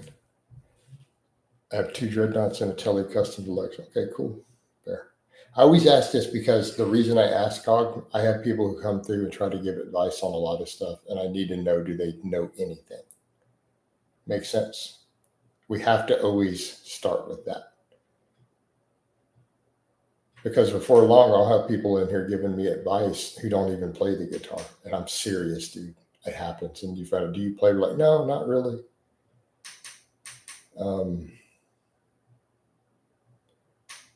Good morning, JC. What's up? Hey, Patrick. Where are you going with this? I've made highly detailed videos explaining a lot of this, discussed training for trauma survivors. I mean, how many guitars have you owned? I don't know, Sean. I would need to sit down and think it through. Yes, I got a tiny box telling you how to barbell row. So, I mean, I'll have dudes come through and try to tell me how to deadlift, and it turns out they only deadlift 300 pounds. No, I don't know that there's any statistics. So, Patrick, let me be clear. I promote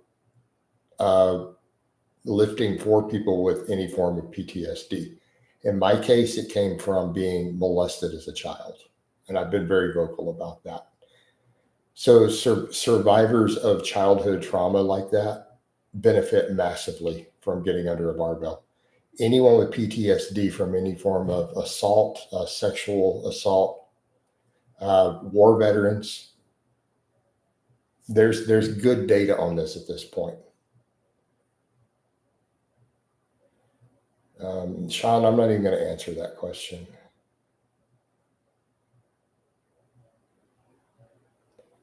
All right.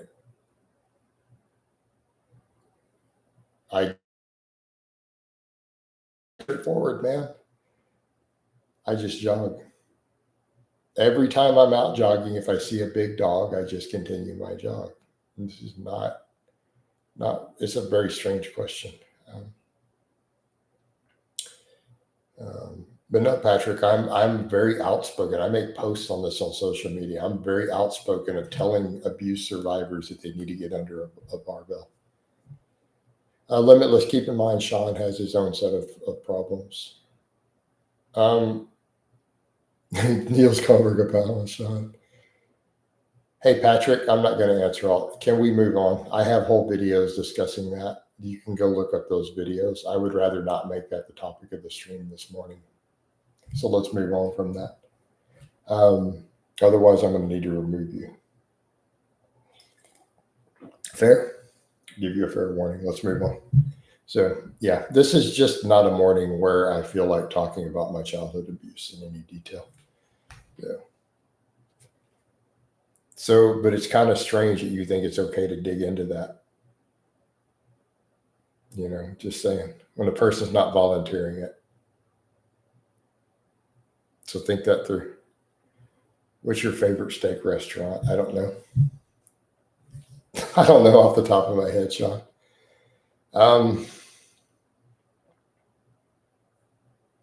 Yeah, I should keep an eye on him.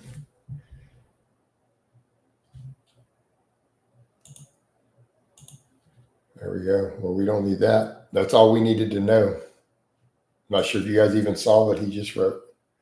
Yep. So here's what I would say. We don't need to keep an eye on that guy. Law enforcement needs to keep an eye on that guy. Think about what he just wrote.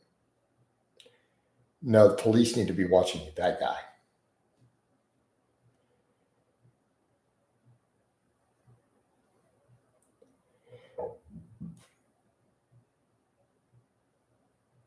Oh, you're talking about just restaurant chains? Or are you talking about houses?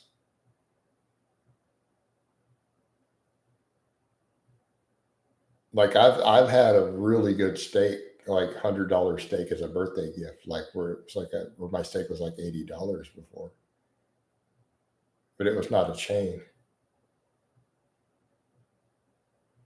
Any possible chance for a meet and greet in Thailand? There's no chance of a meet and greet anywhere. I don't do meet and greets here in Texas. And I have let my passport expire with no intention of renewing it. So the odds of me ever being in Thailand is approximately a snowball's chance in hell. Like, even if I wanted to travel, I can't think of any reason to go to Thailand personally for me. You know,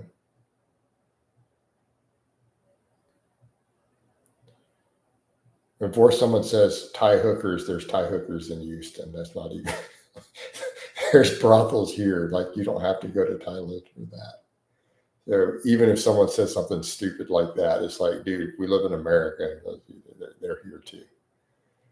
Like, you don't need to fly to another country for that.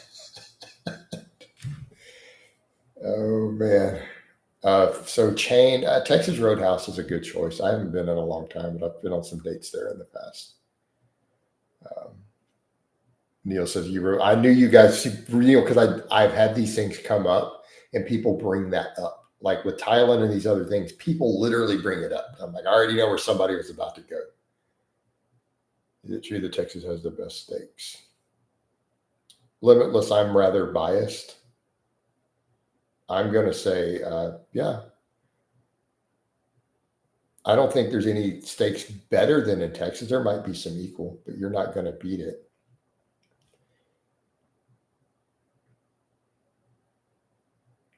Yeah, Thailand already brings up connotations. So, you know.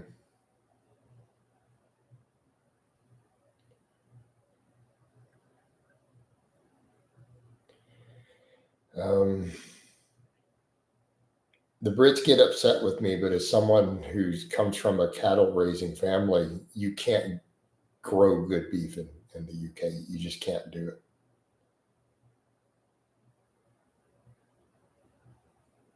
Do you think there's a reason why it's so common? It's not common. I've never heard that before in my life. What do you mean? So I'm going to read this out the way it reads to me. Do you think there's a reason why it's so common that people do something that I've never heard of? What? I didn't know that's a thing. Is that a thing in your country? It's not here. So, what sports do you watch or are you discussing? Women's figure skating.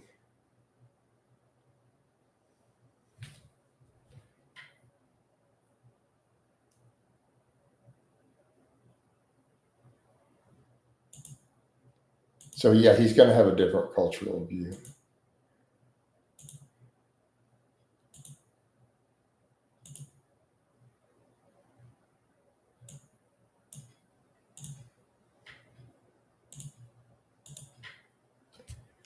Yep.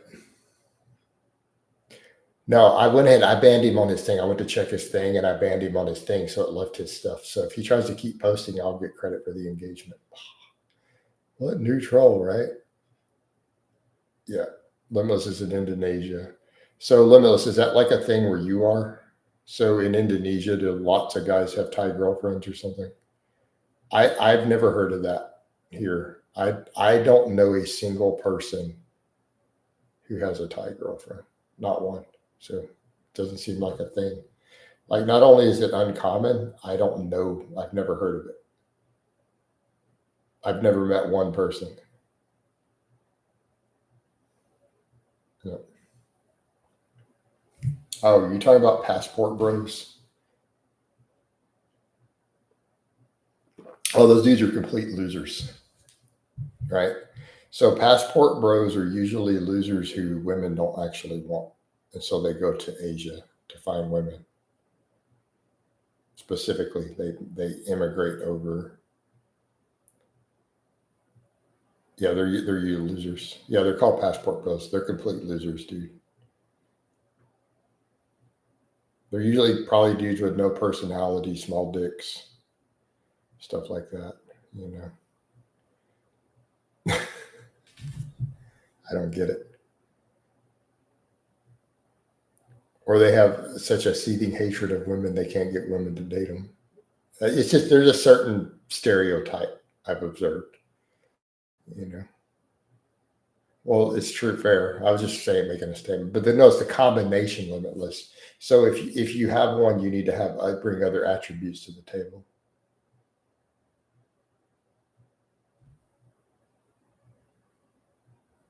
Hey, cognitive, is that a serious question? Why don't you move to Southeast Asia? George Lehman did it. Why would I move to Asia? Why would I don't want to leave the United States. Why would I do that? So, cognitive, what about my personality and beliefs and things that I say makes you think that I would have any desire to live in Asia.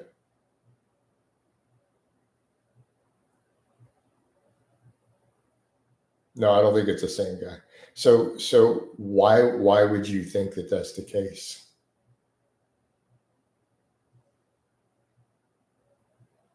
Like, what about me says that I would even be open to this idea? It's very random. But it's not random, Peppermint. It's a complete contradiction. That would be the equivalent of coming to my channel and saying, Jason, would you ever consider burning all the guitars in the world? And thinking that looking at my channel that I would be open to, yeah, man, guitars, we need to just get rid of them.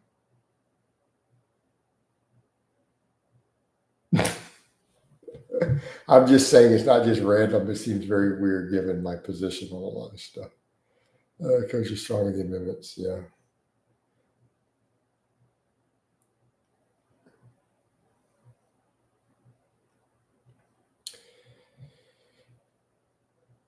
Would I have left the USA or would have Texas have left the USA? All right. There was discussion of with the last election, had Biden won, there was a very high probability Texas was going to secede. This was a real conversation being put out there. There was a very high chance Texas would have left the US had Trump not won that election.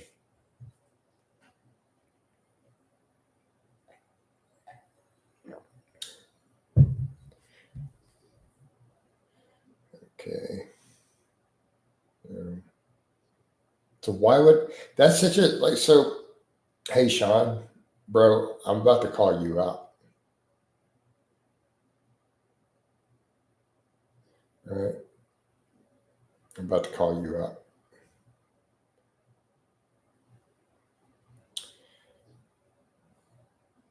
What sort of idea is it that you would leave the United States over a political issue?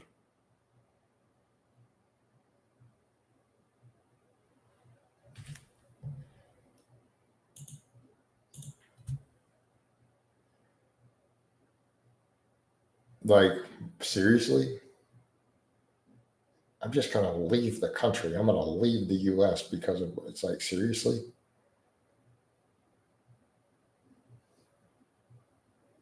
And go where? There is nowhere. This is the last refuge of real freedom. Where are you going to go?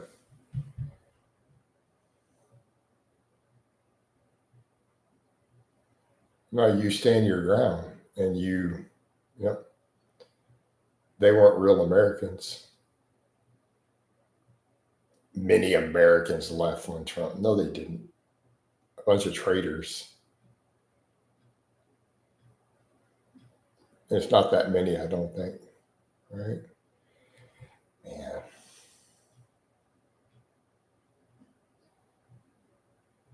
So, come on, guys.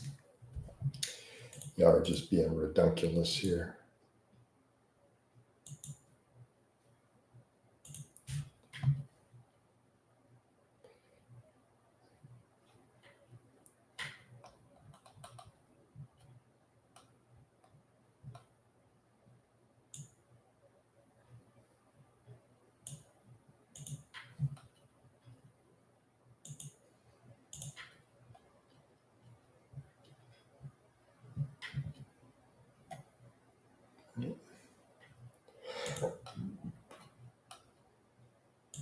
Give me a second here, guys. Checking some stuff. A political content creator I used to watch, Six, did a funny video about what would happen if California seceded. What did he say would happen? How'd that pan out?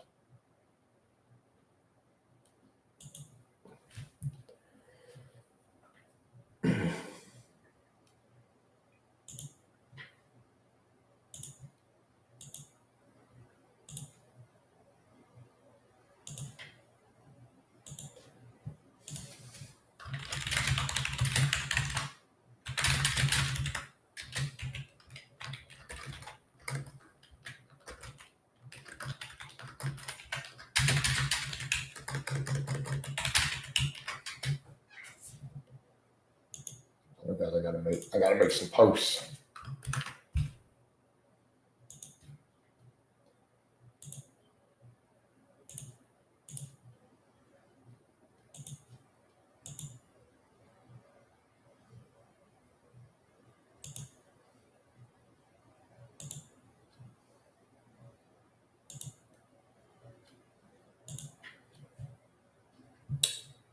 He said that patriots would turn off the water spigots and pour over the borders to invade Cali. What?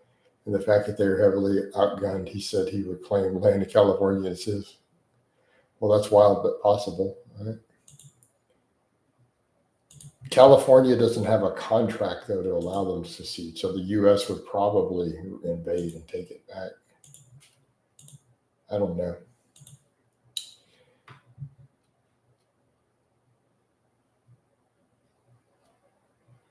Well, Thurman, and I think that's a lot of people are concerned with nonsense there. That's why things got to be checked. I don't believe there's anything damning in there for two reasons. Right?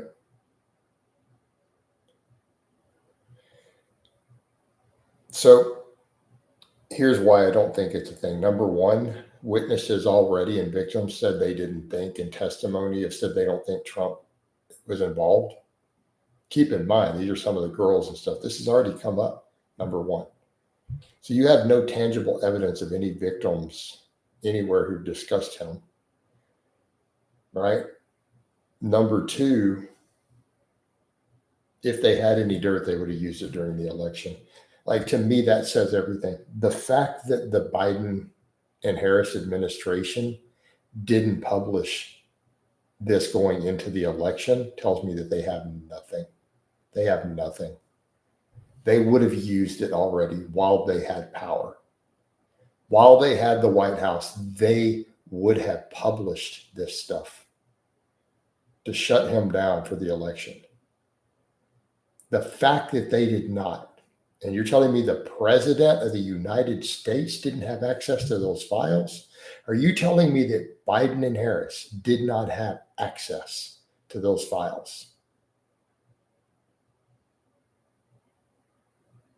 There's no way they haven't read them or had access, or their people didn't. It's not even possible that the president didn't have access. Therefore, they know what's in them.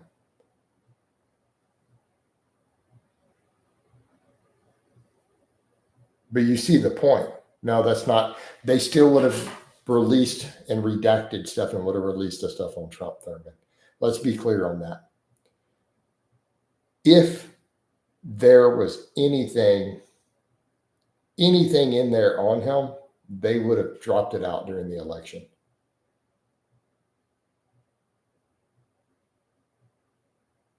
The fact that they didn't tells me everything.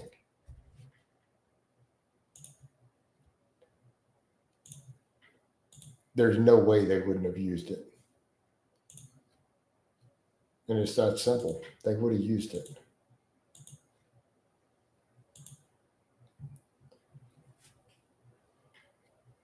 No, you missed the point, Stampede. You were aware they can redact things with classification and stuff. I'm on a replacement dose of test, Rajon.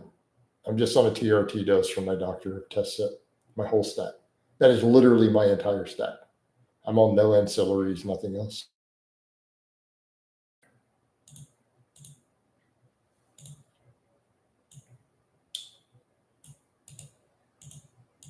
Just a minute here, guys. I gotta make a little Facebook post.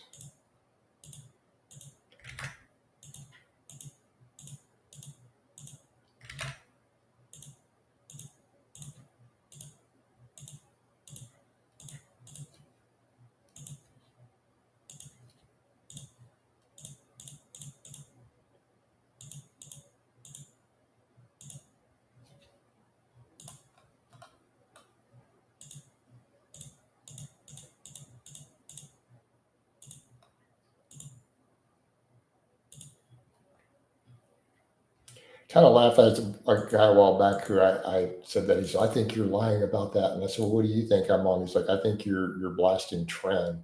And I'm like, there's nothing about my physique that screams trend.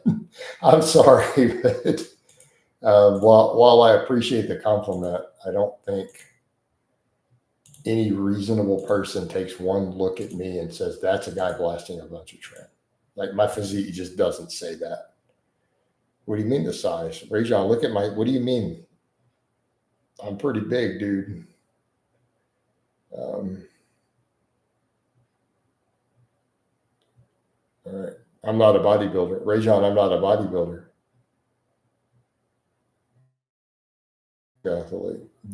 I'm 40. I turned 49 in 4 weeks, by the way. Do you really think I need to be much bigger than I am? Think about that. I mean, bro, I'm not exactly a small dude here, homie. See what I'm saying, bro? Do you really think I need to be bigger than this at my age? I'm closing in on 50 years old, homie. All right? Do you really think I need to be bigger? No. I don't know. What do you mean? I don't know what a subathon, limitless. That's not a real word. I don't know what subathon means. Would you get a physique like Frank Zane? Like, dude's over here saying, would you look like a Mr. Olympia? Are you serious? All right. Yeah, sure. People can just get a physique like a Mr. Olympia. Yeah, absolutely. Just gonna get right on that, Sean. Look like Frank Zane.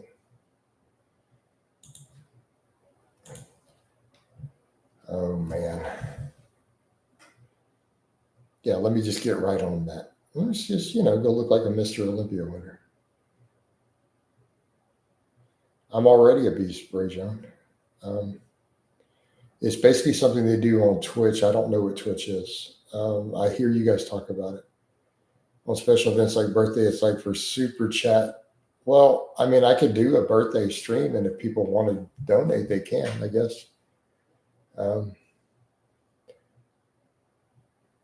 Hey, Sean, that's not a serious question. Ray John trying to encourage you to put your health at risk, right? Absolutely, Ray John. Again, no, absolutely not.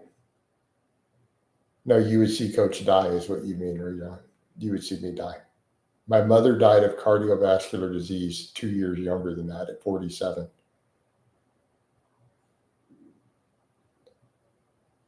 I've repped 500 pounds on the deadlift list. That's not my max. Sean, yeah, Peppermint gave Sean, wait, no, no, Sean didn't get a warning. Peppermint gave Ray John a warning. Peppermint does have mod powers in here, by the way. So he gave a warning.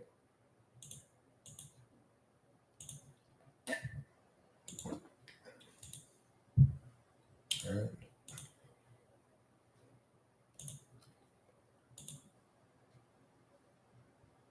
No, he's not got one yet.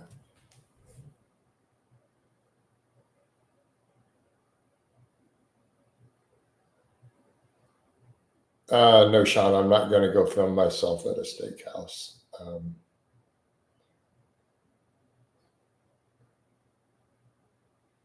You know.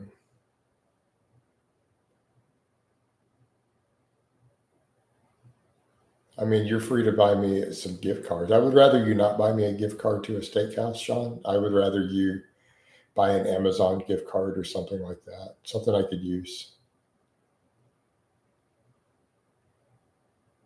So, no, I'm going to ask you not to. I'll probably sell it because I don't want to go travel to a steakhouse or do any of that or film it. So, to be fair, I would rather you just give me the money or buy a gift card for Amazon or something if you were going to buy a gift card. If you wanted to actually buy one. The bar is slightly higher for channel members. Yeah. Yeah, channel members don't get capowed easily because they are paying money. They're paying to play.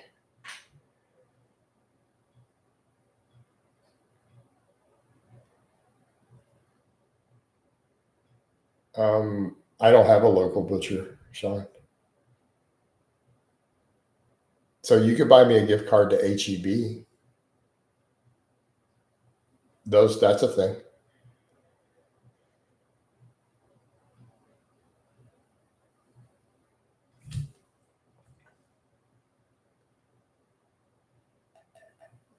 I buy my meat from. Keep in mind, my car was hit by a drunk driver. I don't even currently have a car. So for me to go to a butcher, I either have to get someone to take me or I have to take an Uber. So this is the problem with just asking me to get up and travel. It's not free. I've either got to ask my brother or someone, hey, dude, can you go pick me up and take me? You know what I mean? Because I haven't bought a new car yet. Just an FYI. So it's not free for me to just go somewhere. Like I do have to pay an Uber, or I have to grab someone and say, hey, dude, you give me a quick ride.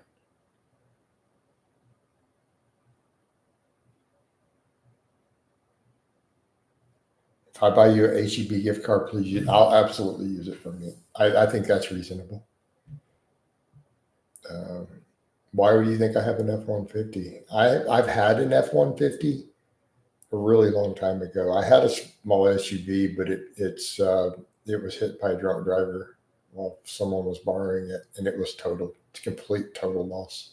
I put up pictures, and I don't want to buy a new car right now. I'm just not. I don't need one. I work from home. All my business is from home. I'm just leaving it alone. There's an okay, Ray John. Let's see. How soon is your channel? Yeah, there we go. All right.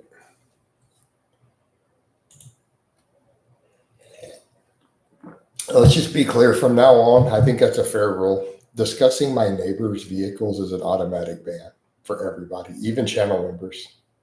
I think that's reasonable. Like asking me about my neighbor's vehicles, even for paying channel members, is probably just banned. But in the meantime, I need to go grab coffee in the restroom. Like I think that's just going to be an automatic ban-worthy offense.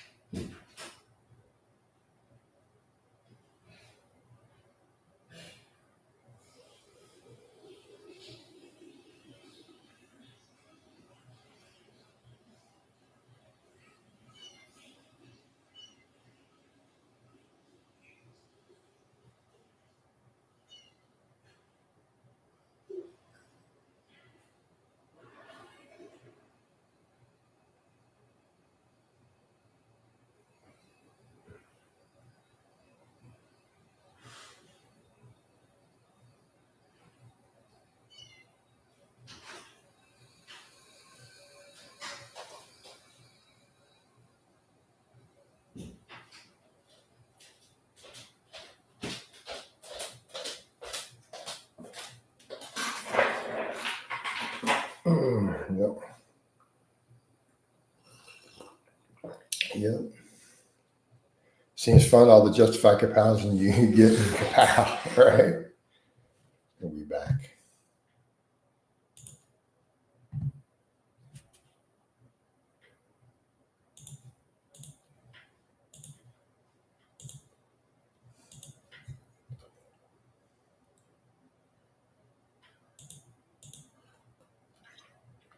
Oh, that's coming along. You should become a channel member so you can get initiated Kapow. There you go, Neil. You should become a channel member.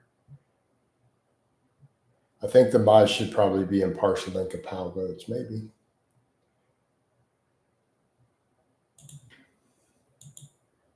Well, I made Connor a mod because he's bought so many people channel memberships, gift memberships, and he drops supers. And so,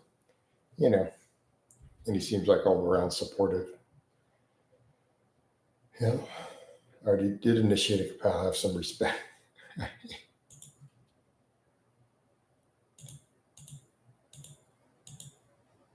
No, channel members get to call for Kapow votes for just stuff they don't like in here.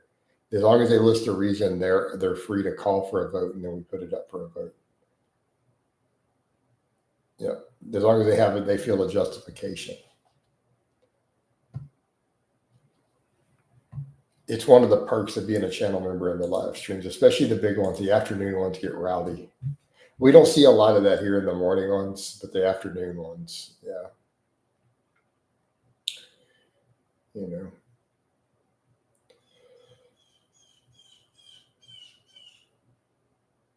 know.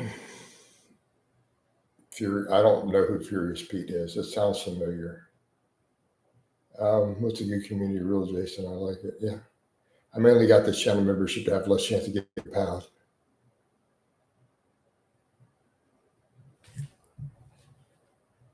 Let's see. I don't care about fighting, honestly, Danny. How much money am I being paid for this fight? That's all I care about. So, how much money are you putting up for this hypothetical fight? That's all I want to discuss. The money. That's it. Where's the money? I'm not going to answer the question. Where's the money? 20,000 winner takes. Are they comping me up front though? I don't know that I'd do it for that. Man, I'd want a little more money than that. 20,000 for a lose? No, I'm not doing it. We need to bring that up a little bit. I want a minimum 50,000 for the fight. Like I want a guaranteed 50,000. If I'm going to get in an MMA ring and fight somebody as a celebrity, internet celebrity, I need $50,000.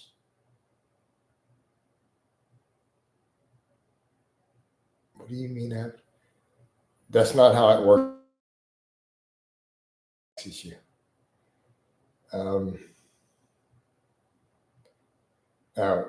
Yeah, I don't really.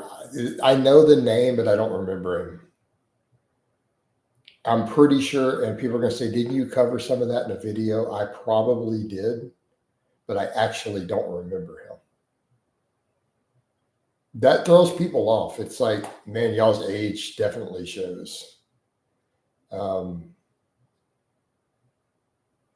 Like I don't remember a lot of this stuff. It's like it sounds familiar and I recall it vaguely, but I don't remember. I don't remember what he looked like or anything that he did. I do kind of remember that part, but that's it. Like I don't remember him. Like guys, guess what? Welcome to getting older. I have no context. I remember that vaguely, and I think I might have even covered it. I don't remember. 100% actually don't. No, I'm not planning on buying any music during the next 4 weeks. I have nothing planned. Why do you guys love to spend my money? Now, if you want to buy me something, let me know, and I might add it to the Amazon wish list. But didn't confuse the death thing. I really did think he died. Normally, my memory is sharp. I mean, my memory, but not all this. There's too much stuff in the fitness, like the whole internet world. There's too much stuff to keep up with and remember. It's just. I've literally done videos on people 10 years ago, 12 years ago, and someone brings up, you don't remember? I'm like, no, but you made a video on it. I still don't remember. I probably did. It sounds familiar. Yeah.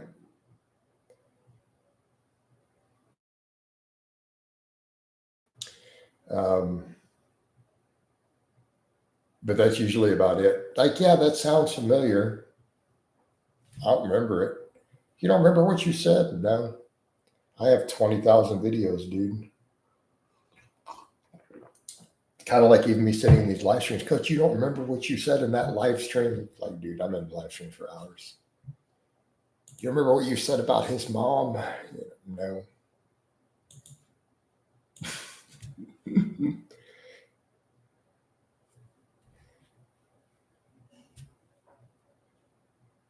I think Bitcoin was around $1 when I started watching it. Nice.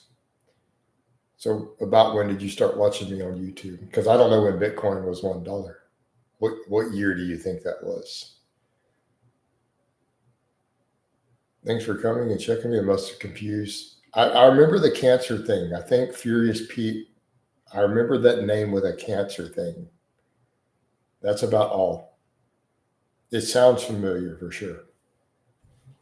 And I know the name.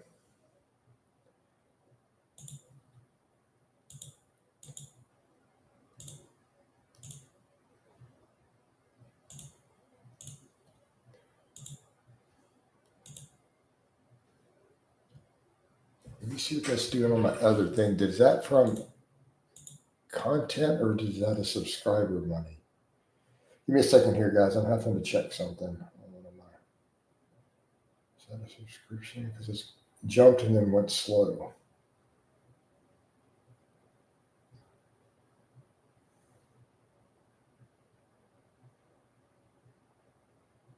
Okay, that's what it was. Has to be.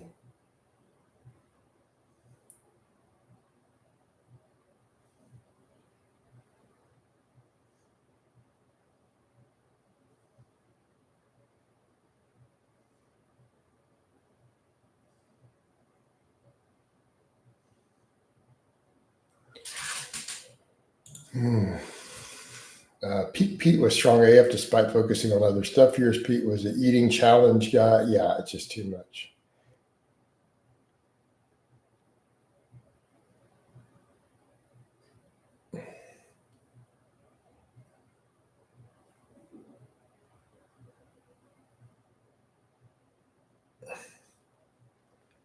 Hey, Strath, that's not helpful either. I don't think Jason Genova had the mental faculties to troll anybody, so that's not the right term. It could be any year. No, that's not helpful. You're aware that Genova orders 66 to me every single year. So that's not helpful. So the entire time Jason Genova was on YouTube, like he orders 66 me like every 6 months.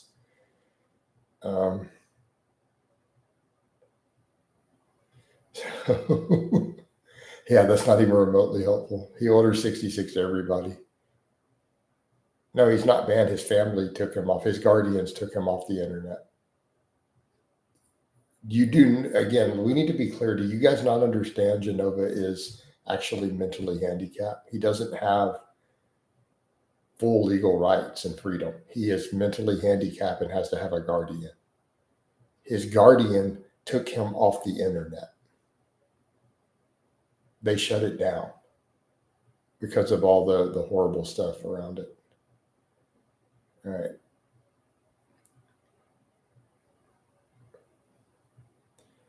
No, I never dyed my beard.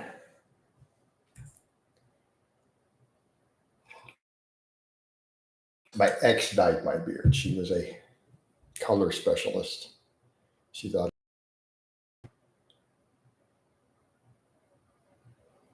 that was like $100 value color gel.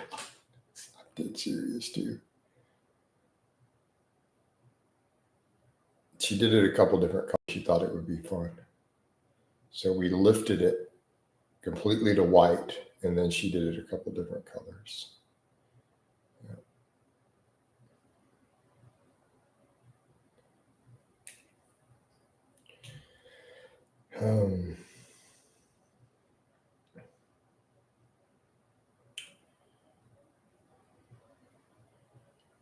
No, she used to get several $100s for some of those color jobs on hair. So she did fantasy color in women's hair.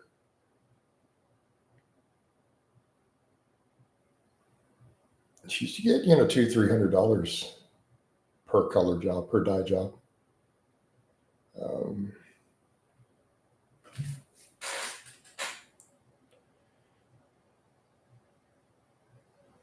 Danny, you're all right, Jason. You copped a lot of crap over the years you didn't deserve. Good to see you still going. Awesome, man.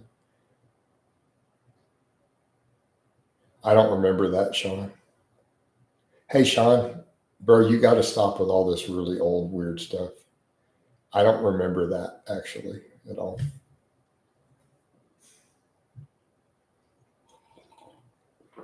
Okay. I try to be nice, Sean, and I'm going to say this as nicely as possible. You're almost not worth the $3 a month to allow you to post. You get on my nerves. I'm just telling you. I'm just going to be frank with you. You actually really get on my nerves, like badly, like with your weird hangups and obsessions. I'm just calling it like it is, just being real with you. Like it's not really worth the $3 to put up with it. Like maybe $200 I put up with it. David said just back from a 5K. Nice, good stuff, David. Yeah, mainly because he like lives in 2015. It's like his whole life is obsessed with like 2015 over and over. So it's like it's a sign that there's some weird OCD or mental illness happening. He's got to hang up with YouTube interactions and debates or something from that exact little short time period. How do we compile members? Well, with someone like that, we would need multiple channel members to veto. Sitting here drinking some pre-workout. He's like a fossil from the golden era, right? Well, no, it's not just a fossil. It's like this weird obsession. Like he has to bring it all up every day. Uncle Rico always stuck in the past. I don't know, Sean. What do you think is reasonable? Well, I mean, I can't say that because it could reach a point where I have to get rid of you. Like no matter, there could be a limit on that. There are things that you could ask me that even at $1,000 a month, I would have to consider still, there could be definitely topics, but you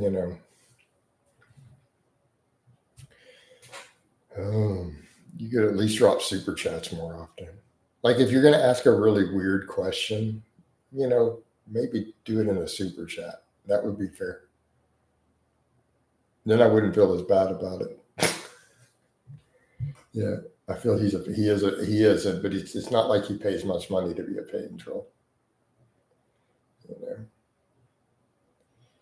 We're keeping an eye on him, right? So that might be more reasonable. Like if you're going to ask something is going to annoy me, at least ask it in a super chat. It would be reasonable. And then it's not so bad. But like I feel like you're really, really hung up. How about so only weird questions, you just simply put them in a super chat? I'm unlikely to ban a super chat question unless it crosses certain lines. All right. Do you ever have you watched Scooby? I've seen some of Scooby stuff, obviously, way back in the day, but I was never followed Scooby, obviously. I mean, everyone has seen some of Scooby stuff and some of his discussions and topics. You can't have been in the game too long and not,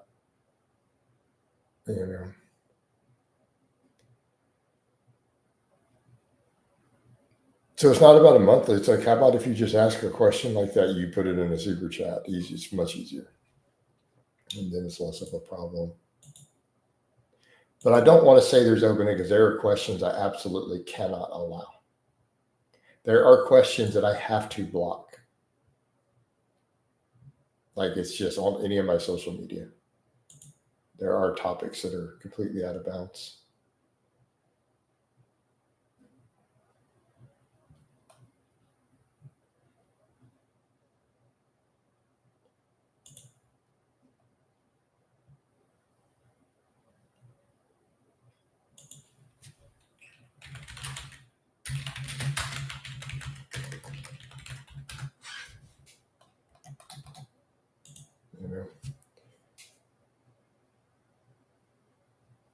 Doesn't mean I'm going to answer it. No. Yeah. Meaning I might not have judgment, but it doesn't mean I'm going to answer it. Like I don't want to discuss, if I pooped or masturbated today or something weird. I'm not going to answer that right from a holiday. I was just curious. 10 years ago, I used to binge watch your videos, Scooby Hodge, Twinge, Elliot Holes. Okay, cool. Yeah, man. Good stuff, Strat.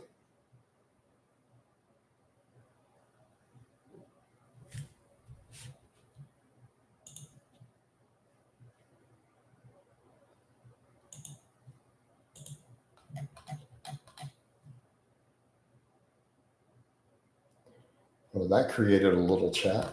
I made a post late last night, and it's all kind of funny. But grown men have no business getting in street fights or throwing hands over things of no true importance. Some of the dudes defending it, it's hilarious. Do you play your other instruments or just guitar? No, just guitar.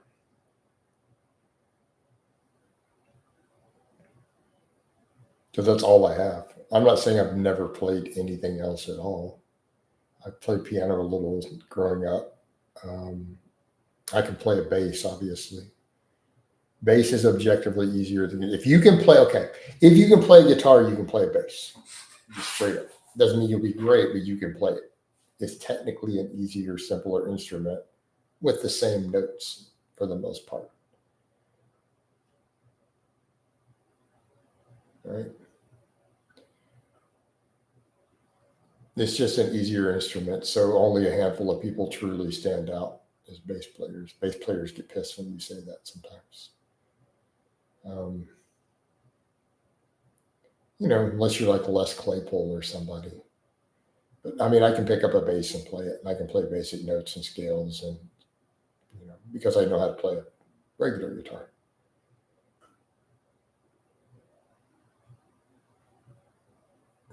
I mean, I could, but I have no desire. I have a friend, she loves playing the ukulele. So she used to play ukulele all the time while we all sang.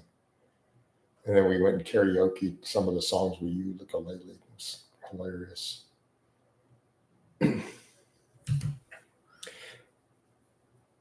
Man. There's video footage too that some friends had of me up karaokeing, by the way. Man, that would be something if they still had that. That would be gold out there, probably. I'm pretty sure I got recorded, and I know because one of them showed it. They were filming on their phone. There's definitely footage out there though of me up that some friends took singing Radiohead "Creep" karaoke.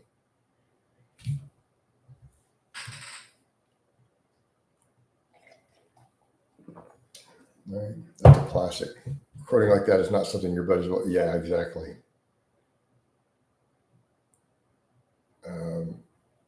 Well, it's a woman, and she might not still have it. I don't know if she still has it.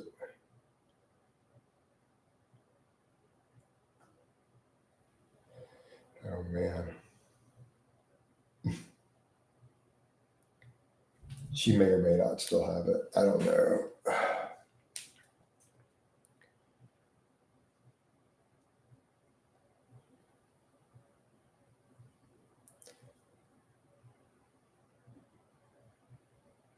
Which always raises the other question. Well, I think what's weird, at least I hope we have enough mature dudes in here. They're like, oh, it's a woman, like she's married. I don't do stuff with married women. So no. There are rules, guys. I think that's a rule. That's like a hard, fast rule for dudes. I don't care what you have going on in your life, dude. You don't mess around with married women, right? That falls into the category of I think if you're even a remotely decent dude, like that's when you know somebody is there's a problem. When a dude will say something like, "Well, there's certain," no, dude, there's no situation where it's ever okay for you to fool around with a married woman. I get if they're separated and the divorce isn't final, but a married woman who's married and lives with her husband, like, no, dude, that is out of bounds. I don't care what's going on in your life, how desperate you are. That's a line you do not cross, by the way. Right? You don't cross that line, dudes. I've seen those conversations though in certain circles. You see dudes who will try to justify it. I've seen on social media, and it's like, no, man.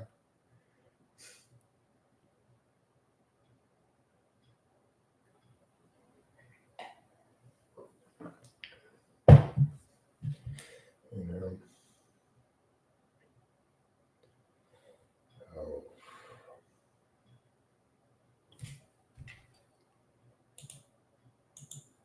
I feel like that's its own topic. That needs to be a thing.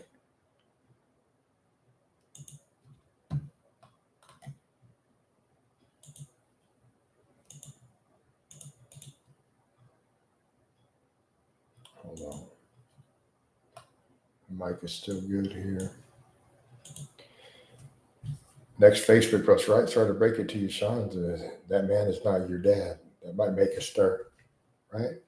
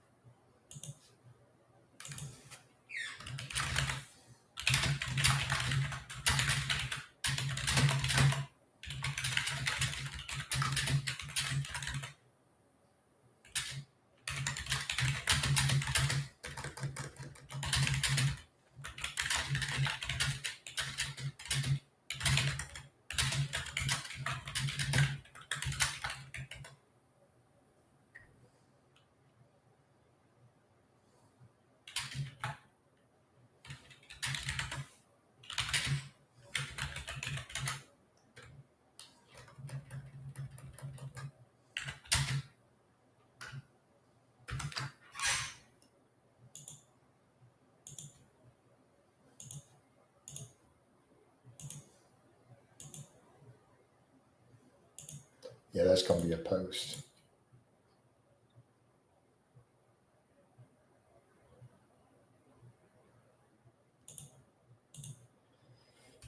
Oh, man. That's part of the code of honor discussions. And I mean, as a guy, so it's like,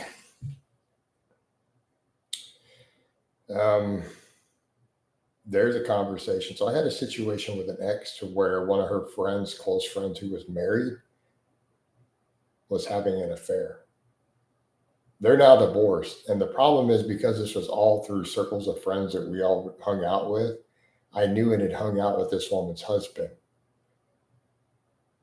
She's having an affair and brought her boyfriend over to hang out at a small get together at our place.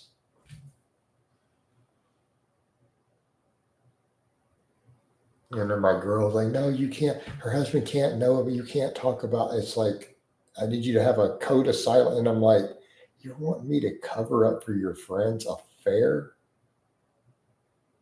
And she brought the dude into my house and he's all hanging chill, knowing that we all know she's married. And there's a couple other dudes here. We're all like trying to figure out how to be cool with this mofo showing up. This is a situation, right? That's a situation where it's like,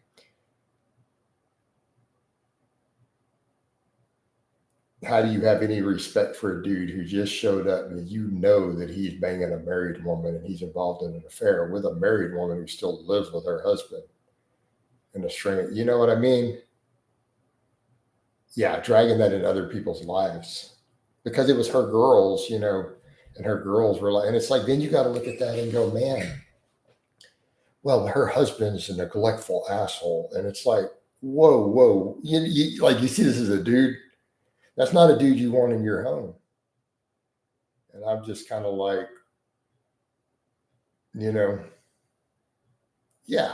And the other guy, it's like, I wasn't the only other guy there, so like boyfriends and stuff of other girls who were there, like we're sitting here and we know this dude just shows up as a date with a married woman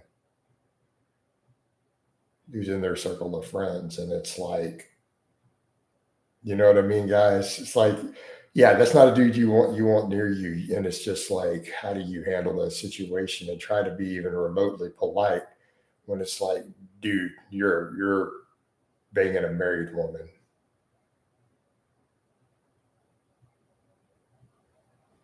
And not just a bear, she shows up with him as a date. It's like,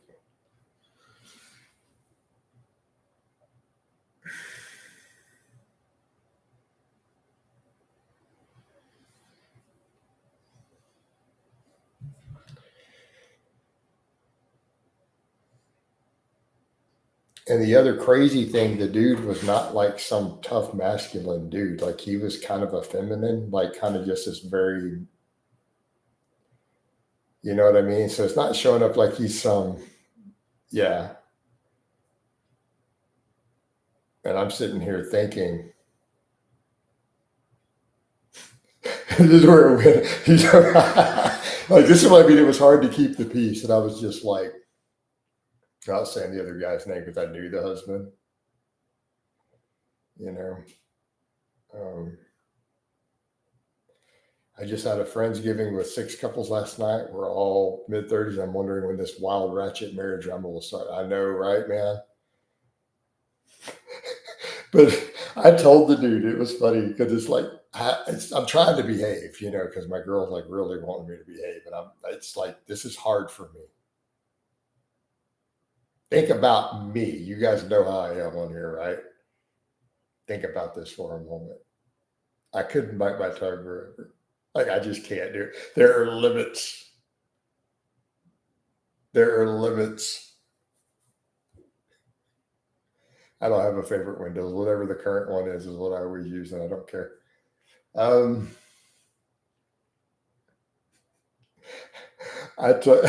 said to the dude eventually when the girls were over, the couple of dudes there, but the other guys there, I'm just like, you know, he'll kill you if he finds out. He's like, what? I'm like, he'll kill you if he finds out. You know that, right? Like, you do know he was a Marine with a lot of guns. And he's not like like her husband was not some effeminate pussy dude, you know? I told him straight up, you know, if her husband finds out, he's going to kill you.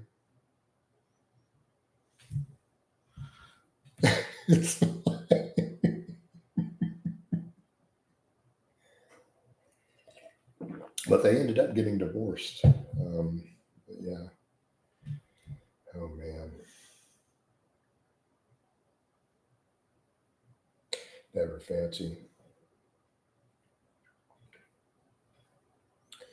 Right. Right. But you look at this and you're like, you're talking about this ratchet drama. These were not poor people either. Like, they had like a 4-bedroom, 5-bedroom house or whatever, 2-story. They had 4 kids though. But, you know, it's like,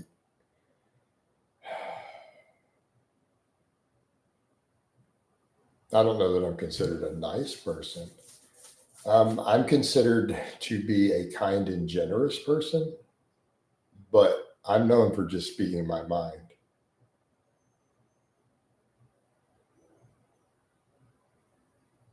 Like, I'm known for not having a filter.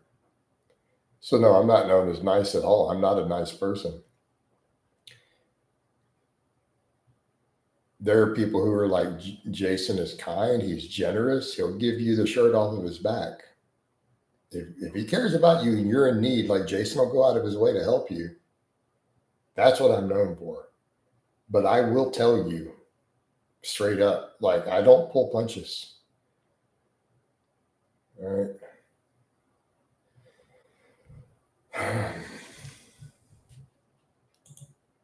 I'm not doing any informative videos at the moment. So why are you asking me to plan something, Sean? Do you see any new informative videos coming up? I'm doing blogs and live streams, so pretty unlikely unless I change that model. So why would you ask that?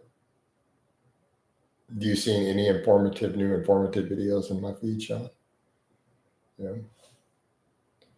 No, they can hire me for Ramadan. How's that sound? They can hire me. Yeah, David, never fancy stirring another. There's lines you don't cross though. But I think that's the point with that conversation. You look at that and go, as another man, you know that you look down on that dude, right? Let's all be clear. We look down on that dude. Like, you're having an affair with a married woman. And then you had to look at that in her circle of friends. This is a problem. That's a problem. When the girls are making an excuse for her behavior. Well, it's a complicated marriage. Well, he's an asshole. It's like, yeah, they're still married. She still lives with him. Yes, they ended up getting divorced.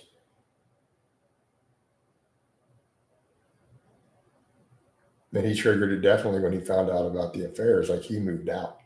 He moved out, straight up out of the house. Okay. Yeah, but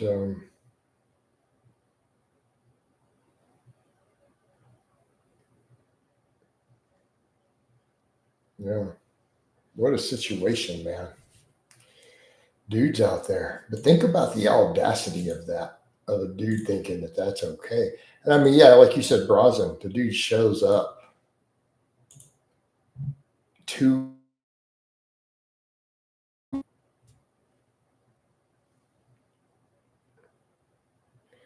right.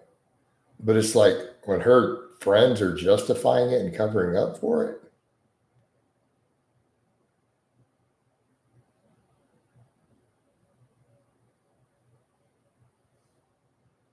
you know?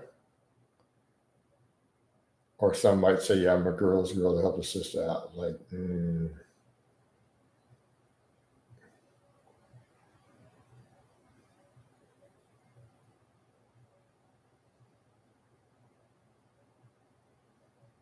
But it's back to those comments we have about that Achilles heel of guys, the stuff that we will put up with from a girl who is giving you good sex on a daily basis. You'll put up with some nonsense, and that's the problem. This is conversations we've had in here that might not be helping her out, though. Those situations go very left. Right? It feels so bad to hear and think about. I need another shower. But yeah, they're not really helping her out. Those situations can go bad. Her stories about the husband ending the girl and the man, that happens. We have laws on that here. That's a deterrent to prosecution in Texas.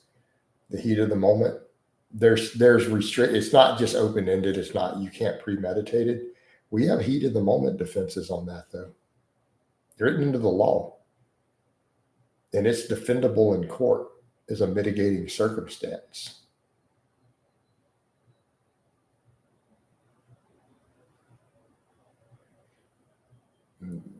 No, Sean, I don't really think about that at all. That's your own obsession thinking that I would think about that. No, I don't care at all. None. Um, but that's a thing here. And the way that generally works, and I'm not saying you're not going to be convicted. Let me be clear. Deterrence to prosecution or defense is allowed under the law in court. Doesn't guarantee you're going to be found innocent. It gives you one hell of a case, right? Definitely mitigating circumstances. So heated the moment so there's other things that are truly, if it goes to trial, the lawyer can bring it up and they'll have to find you innocent or drop the case usually. True deterrence to prosecution. There are some stuff like that written in the laws here. So you can still be charged, but your lawyer, it's grounds for him to get it dropped, and he'll win in court usually. But as far as the defense for that goes, that heat of the moment defense is definitely listed in there in the laws, mitigating circumstances. And it could definitely get the crime reduced down to a lower also. So the way that heat of the moment defense works is you acted instantly. You walk in. Hey, Neil, I don't know if this stand your ground is stronger here or there. I don't know. I don't know if it's a stronger stand your ground or not versus Florida. But as far as a mitigating circumstance of that heat of the moment, let's say you're married and you walk in on your spouse. So this applies to men and women both. And you're enraged, walk in, they're in the act, and you draw what you were carrying immediately. You don't run back to your car and grab that, like negates it because you had 30 seconds to think about it, right? Basically, you have to prove you had no time to think. Your initial knee-jerk response was to just unload. Blah, blah, blah, blah, blah. Everybody, just both of them or one of them, right? That heat of the moment defense will fly. But it has to be heat of the moment. You did not have time to think it through. So if you walked back to your car and got something in there and came back, or does that make sense? You no longer have that defense. You had 30 seconds, 60 seconds to think about it. But if it's that when they just walk right in the door. Yeah, that's a defense. That is a defense against murder in trial. And we recognize that legally here. It's the heat of the moment, man. You walked in on them in the act and just lost it. You know? I always say, stay strapped or get clapped, homies.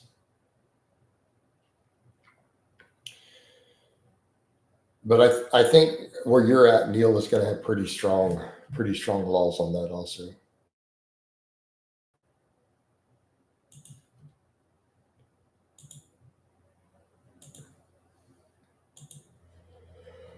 But you have to understand what stand your ground means. Do you understand what a stand your ground means? Like how we define it legally? That you have no duty to try to retreat first. Some states require you to attempt to retreat before you defend your life. So stand your ground means that you are not required to attempt to get out of it. No legal obligation to try to diffuse it or leave. That the moment deadly force is justified, it's justified. It's go time. You're not required to try to back out. Some states require that. They don't allow you to defend your life unless you tried to escape and didn't have a route. We don't have that here. So this is a true stand your ground. No. That can't be used against you in court that you didn't try to retreat. Now, it might look better to a jury, but it's not a requirement under the law. I mean, at the end of the day, any of those things, Neil, they still come down to how the jury is going to perceive it under the limitations of the law.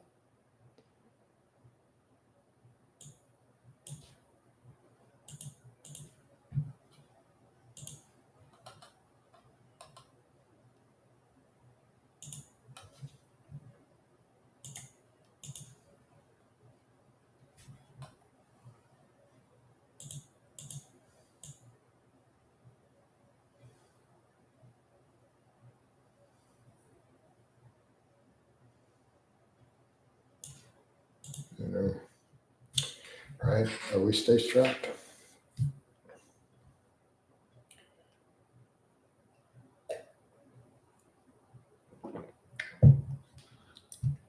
I might wait to eat till later today than normal. I might put another pot of coffee on here after this. I do need to get up though. I'm gonna go check my coffee pot. I think I might have drank all of it. I'll be right back.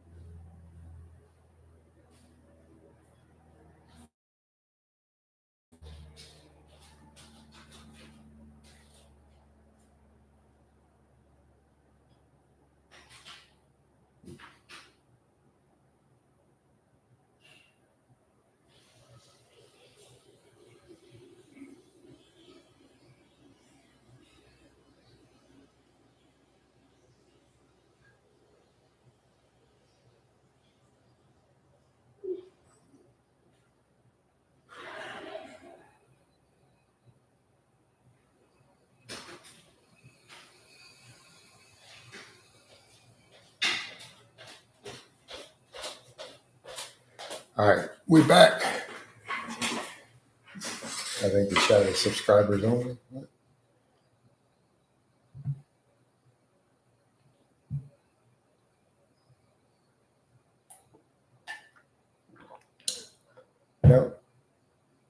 No, the chat's not subscribers only. I feel like I haven't seen the notification. Neil is in a subscriber. Oh, yeah. I do have it subscribers only.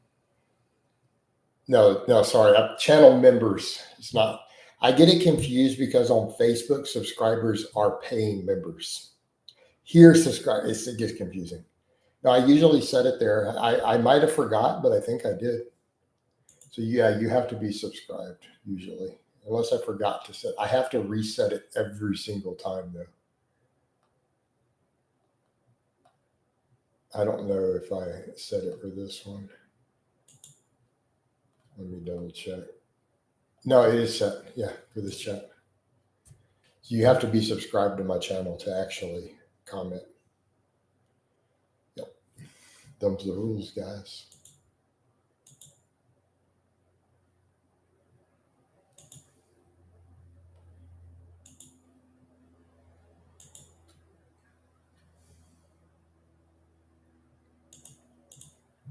Them's the rules. So yeah, I think I'm going to do a bunch of channel, or I'm going to do more of the shorts for client lifts because people like that, right? They like that.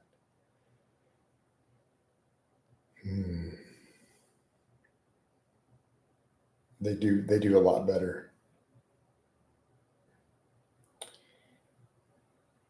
You know, and realistically speaking, I feel like honestly, 3 client lifts in shorts probably makes more money and more outreach than a whole client blog does with the lack of views on. You know, especially when you factor in that they become reels on Facebook and sometimes they get a lot of views. I had a client lift one time get 80,000 views on a reel on Facebook before, but that was when I had a really massive algorithm blow up from the meme stuff. Dude, one of my guys, one of his lifts got 80,000 real views. Yeah, hit like I forgot to earlier. Appreciate it, David. David says, next Thursday, I'm working from home. I would be honored if you consider me as a mod. I promise I won't get power hungry. Can't promise I won't kapow. Sean, if he steps out of line. Do you find shorts a bit of work? I can see how short talk or long move is just easy. No, making shorts is actually really easy. Yeah, Ted's gotten bigger. Like there's some people hating. They're like, oh, he's moving. It's like, I don't think they understand Ted. I'll definitely consider that, David. Definitely. And I want to be clear, like Ted is bulked faster than I want him to. He made a personal choice. We've discussed it in detail. We've discussed eating habits. And so that he force feeds to gain weight. And so again, people are not understanding Ted will be shredded the second he stops tracking his food intake.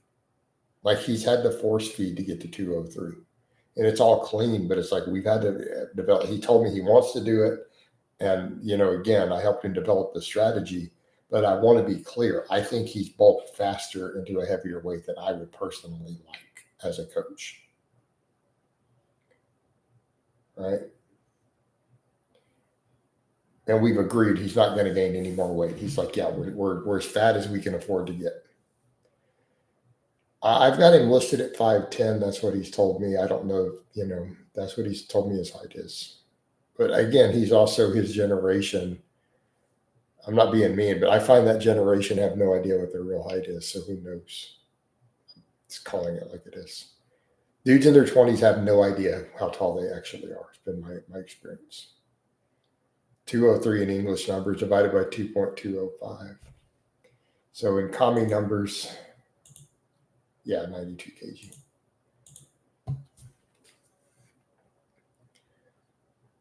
But he's also where he wants to be for a weight class, you know.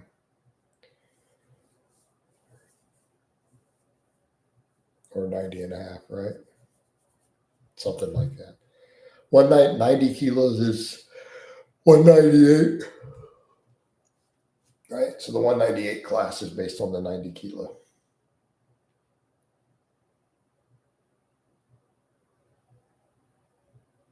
No, I've never proved myself while lifting. Not personally. I've vomited. I've puked lifting, but I've never pooped while lifting. Strange question.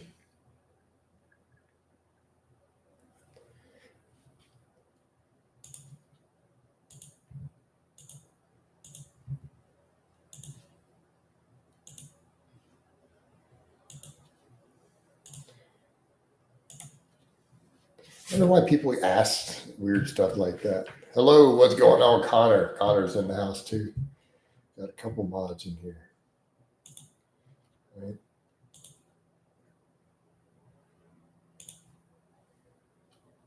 I'm 6 foot and went from 170 pre-lifting to 208 in 2 years. Wish I was still stronger though. BMW's Kapow. BMW's calling for a Kapow. BMW calling for a Kapow on Samuel. What's going on? I need. You got to specify.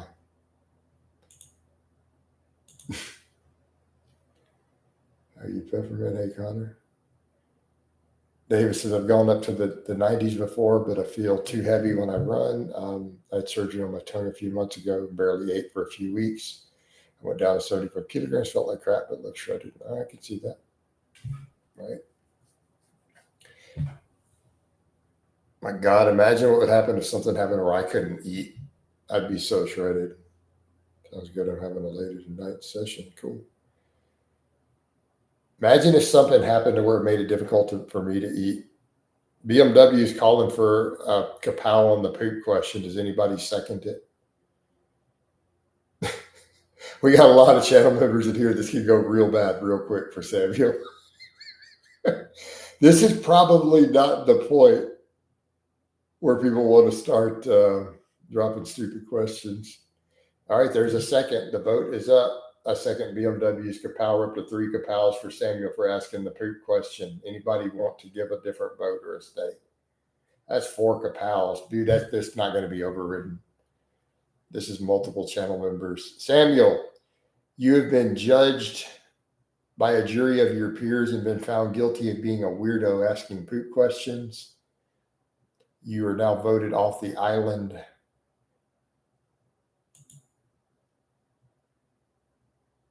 Booyakasha, in the words of the great Ali G.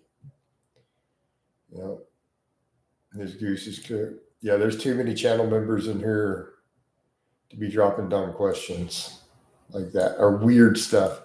Like this is where Sean kind of chills for a moment, right? Y'all know that Sean gonna be real chill at this point when a bunch of the trigger happy channel members. Because the only way we kapow a channel member is enough channel members. Then I've got to make an executive decision. Or what happens if Luke comes through? Luke isn't a regular channel member. Luke is a war chief. He has a $27 a month membership. Sean, I saw your comment, Jason. Already have made Ramadan videos. Exactly. Yeah. Neil says, and going from 190 to 208 took force feeding. I used to fall asleep in bed. So Ted's had to really track and weigh. For Ted to get up to 200 plus pounds, he's had to weigh his rice and pasta and stuff out just to actually reach the surplus. Right? So he's actually had to break out the food scale. So as soon as Ted stops tracking, he'll be shredded. Like 8-10 weeks, he'll be shredded. Probably drop down to 180, For day for you to upload. Fair. I could ask him to send a photo of the meals, maybe. I don't know that people care that much enough. I mean, they only care so much about mine. I always get what's so weird. So many people think that I don't eat a lot of protein because of my food meals. And I don't think they don't have a frame of reference for how much chicken sometimes I'm eating. Occasionally I eat a little bit and I don't put it up there, but I'm like, I easily get 200 grams of protein. Why is your protein so low? But it's like, do they not understand the potatoes, the watermelon, all that has protein? They're whole foods. But they're not realizing, dude, there's a protein shake. There's a pound of chicken and there's a protein shake in the pictures. Right? He has an ultra high step count.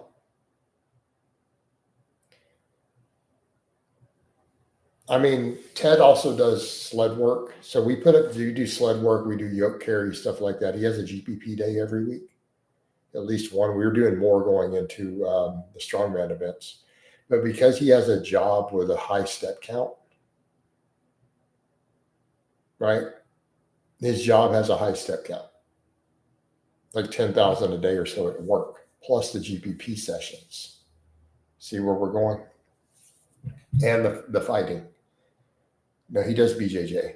Like he's eating like 4,000 calories or more. So, it's a lot.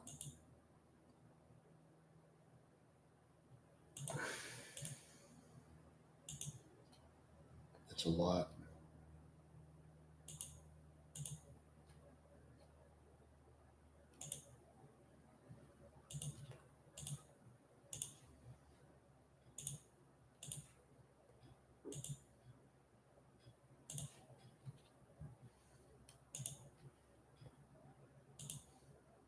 Yeah, that helps. I set a desk all day, right? No.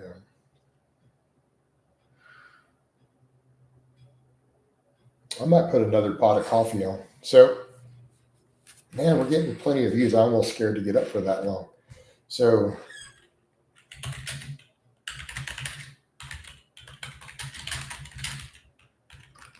we got enough views. I'm almost scared to get up. I'm going to leave, though. I got 2 mods in here. You guys are in charge. I need to put a pot of coffee on. I want to fast longer today, and I feel like caffeine will help me. 2 pots of coffee in the morning.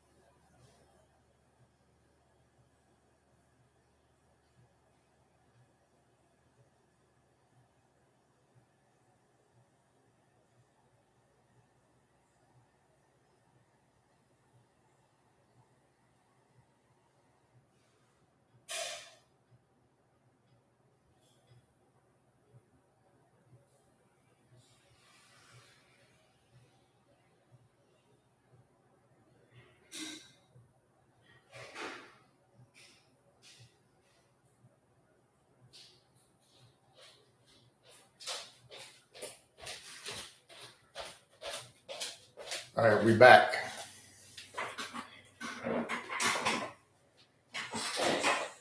Caffeine gains. Good afternoon. Sean's MIA. We should call the police to do a welfare check on him. I've been here so many times before, but I feel today is special because I was part of so many cabals. This isn't a new shirt, dude. Okay, Max. I'm going to make you laugh. I have tons of this same shirt. I'll be right back. It's hilarious.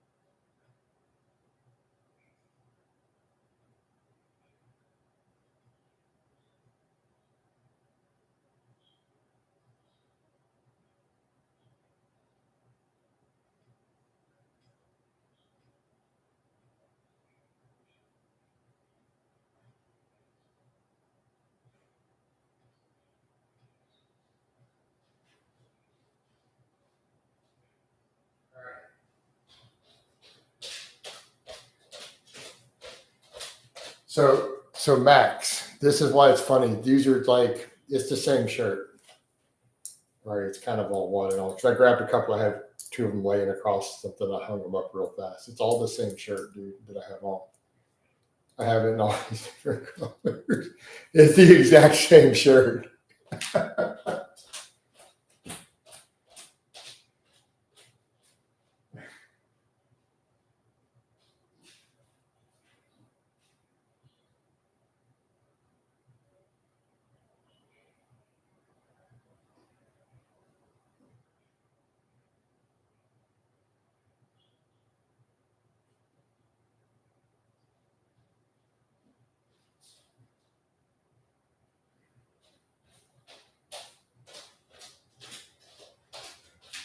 All right, we back.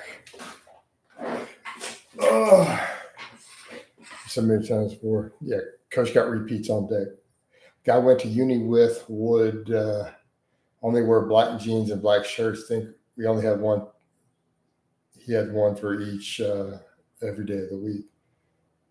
Coach, you may have the tizzle. Pro Max, really? Oh. No, to be funny, that is a common thing for people on the tism, but no, I don't have the tism. But I do have that as far as repeating the same clothes. So I'll buy 6 or 7 of the same shirt. So you guys saw the same thing. Remember with the USPA shirts, I have like 6 or 7 of them. But I have them in 3 colors. It's just most of them are black. Same thing for like black button-up shirts. So if you think of just button-up shirts, I have a pile of just black button-up shirts. I have a pretty big stack of them, but I have a blue one also, just to have some diversity, like navy blue. Yeah. Workout for today: pull day and 45 minutes of VO2 max training on the Peloton. I wear a ton of white tees, so I get it. I don't have a single white t-shirt actually. So yeah, but it's just how we do, bros. It's how we do.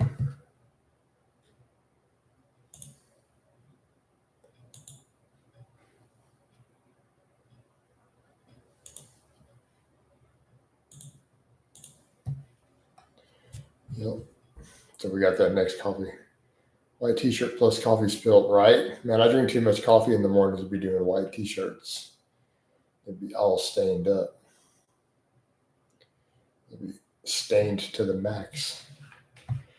We'll be stain maxing.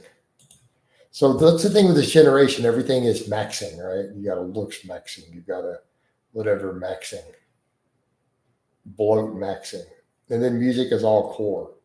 If you guys have, like, what is with this? They have to throw maxing on everything, and all styles of music have to have a core or an aesthetic, a cottage core aesthetic. Right? I can't even, Jason, right?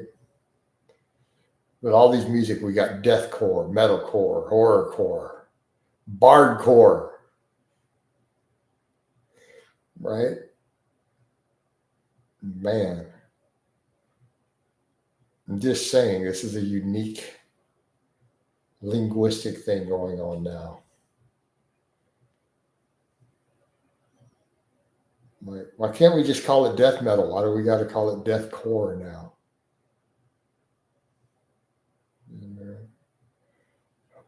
Gangster rap is now called horrorcore. Why can't it just be about busting a cap in some fools? Right? I'm older Gen Z, so I'm not really aligned with the base millennials or Gen Z. Agree the cores are getting it. They're getting out of hand, man. Is there garage core? It sounds like a garage band, right? I mean, it could be. Garage band could be called garage core. No more backseating cores, man. So what would Nirvana would be garage core.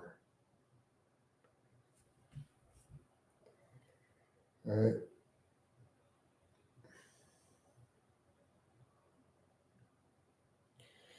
All right, guys, I think my coffee is just about done. I think it might be done. I'm going to go get some coffee.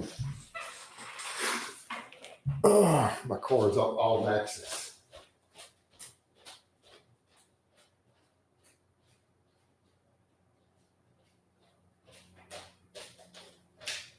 No, the coffee is not done brewing.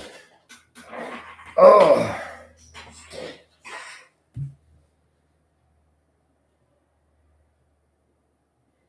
I saw a funny video the other day of some kids in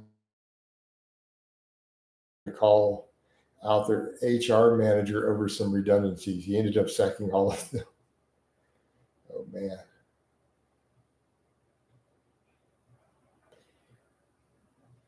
So Desert's answering David on the Peloton. What kind of coffee you brew? I got my Pete's. I just have some Folgers going there, but I do have a bunch of those Pete's. I put up pictures when I bought the 2 big bags of the Pete's.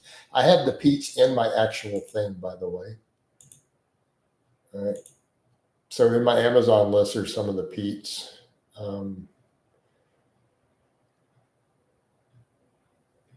Greg, you said hired a Gen Z editor and his videos are littered with memes. I did not realize this. But at the moment, I just have Folgers going. Right? I do like Pete's Bug Bang, right? But there's some in the Amazon wish list at the top. I do have some. I've had a fan buy me some Pete's already off there before, previously. But I think it only works for my Americans because the Brits can't really always use the American one that easily. And the people overseas in general.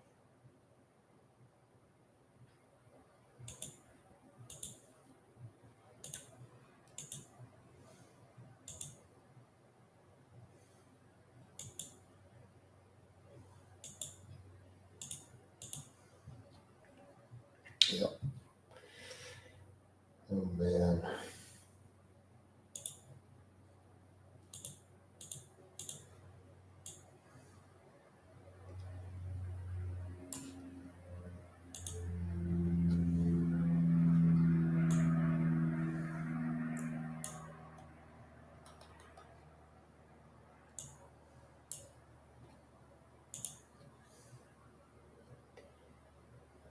Yeah, I tried to buy you stuff before it didn't work in the UK. Yeah, unfortunately. Yeah, it doesn't work. So all you guys can really do, I guess, from there is supers, you know. Big Bang is one of their medium roast. Grandma always makes Folgers taste better than I make. All right. I might add some other Pete's then. I have it set to where you guys can add stuff like that. If you do a birthday live, I'll drop a super cool. Cool. Yeah, my last birthday, one of my fans bought like a protein powder on Amazon on there for my birthday.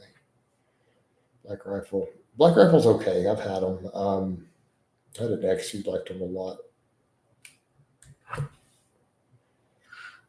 No. Yeah.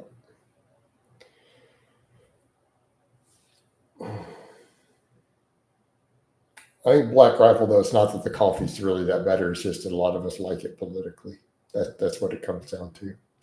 Let's just call it like it is, guys. It's marketing. Yeah, Black Rifle coffee. It's got ARs on it, and it's a veteran owned and operated coffee company with AR-15s on the logo. Let's just be honest, guys. This is a totally political thing. But I mean, I get it. But got to keep in mind the sheer marketing power of the tactical community. The Brits don't know this. Okay, so the Brits don't understand. What? Or Black Rifle, the client backed out. Wow. So the Brits don't know this one. Everyone, all the Americans will, all the gun guys. Tactical is actually a thing, and it has been over a decade. The tactical community.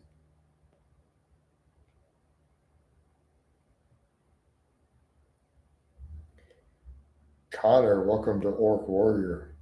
I thought you already were an Orc Warrior, Connor. What happened? What happened here?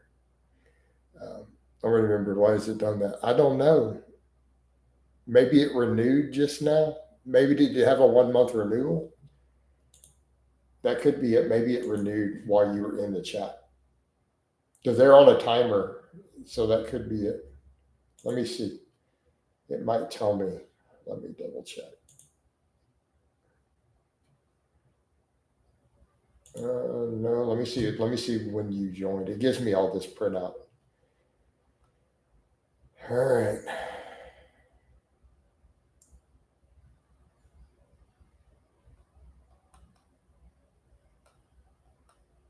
It says you joined 26 days ago. So no, you're not even due for.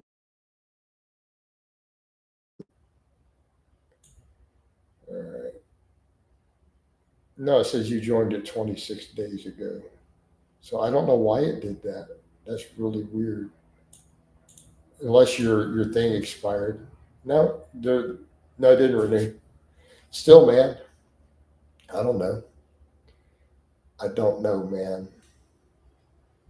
No, it's not doesn't renew for a few days. You're like day 26. Still, man. So I guess they're gonna call it Tacticore. Would be the new. Can't be tactical anymore. It has to be tactical core. Yeah, no money. No, it didn't. No, it doesn't show you do yet, so it's not going to renew. Do you think most Gen Z people who seek strength coaching services are more interested in raw strength development or bodybuilding? I don't know.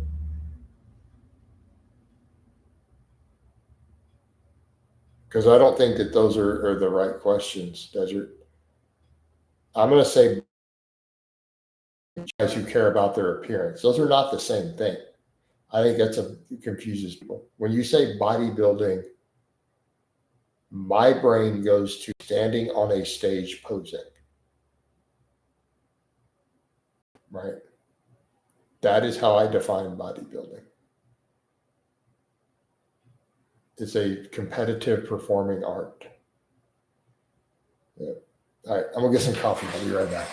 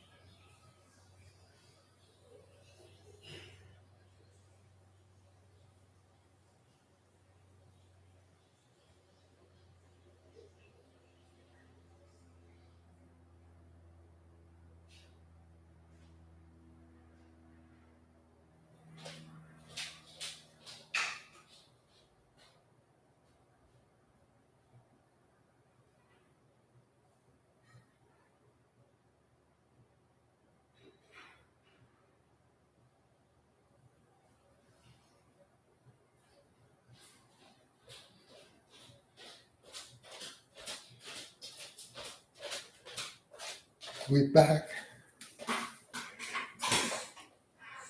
Yeah, line with. No, I don't think. I think bodybuilders are a tiny niche. So they would inquire like bodybuilders hire specifically bodybuilding coaches, right? Yeah, I wouldn't even be on their radar because I have to outsource that. So my clients who bodybuild have to have a separate bodybuilding coach for their shows. Like I don't coach bodybuilding. They have to have a second coach. It's like my fighters have fighting coaches, right? Like coach a boxer, they have a boxing coach on top of my strength coaching.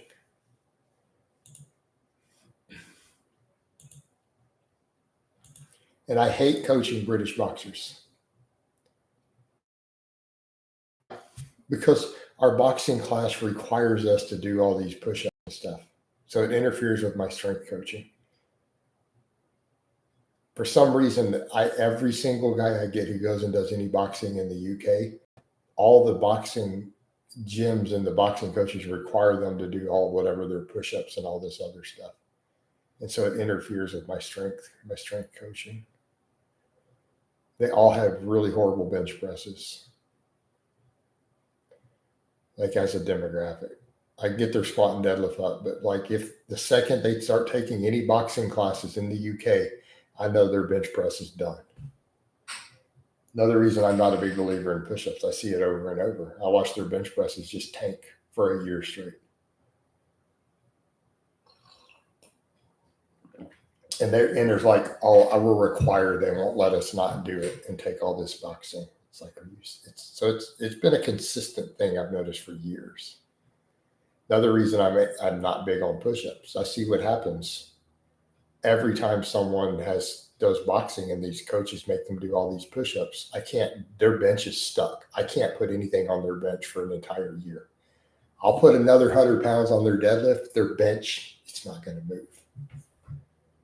It's like, I can't work around it. It's like, it's a consistent problem.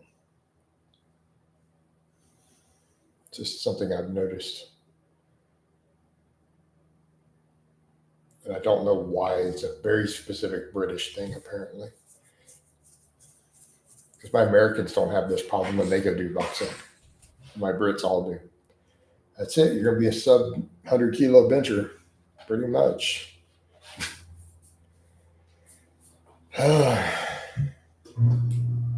It's quite an interesting thing. Connor, you could have your own take on that, I'm sure.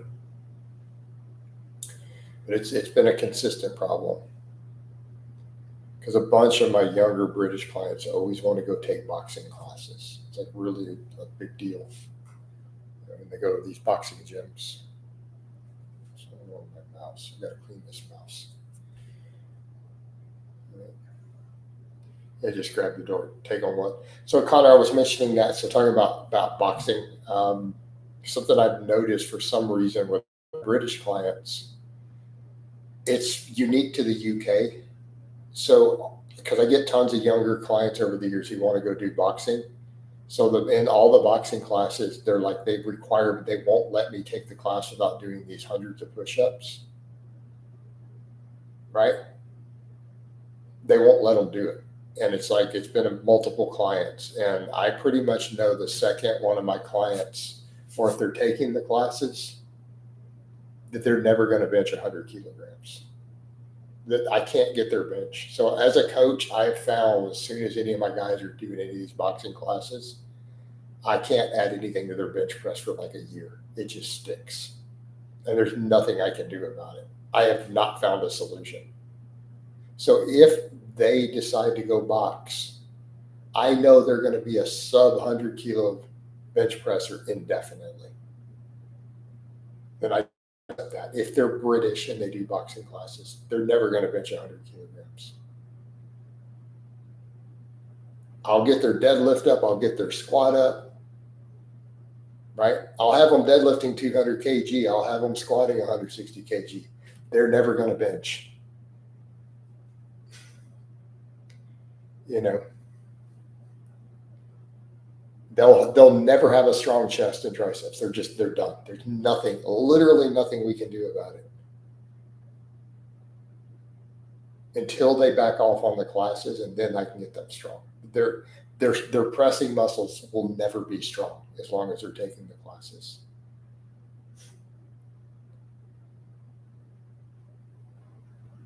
You know. Yeah, some classes will be that way. When I did martial arts, we got conditioning classes, often separate from the main classes, both boxing and kickboxing, a lot of the coaches. So, but I've had them consistently be a thing to where all the coaches make us do it. If we want to take the boxing classes, we have to do this.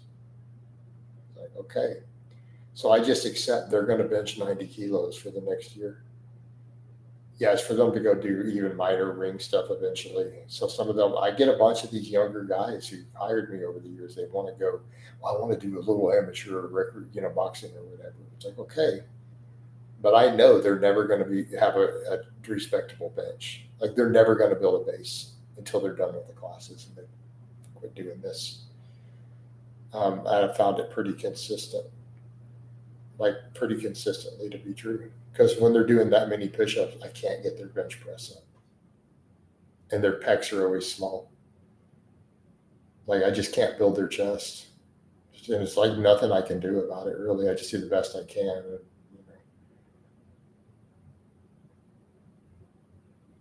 And I'm just I was like, you can't tell the coach, your strength coach doesn't want you doing hundreds of push-ups. Yeah.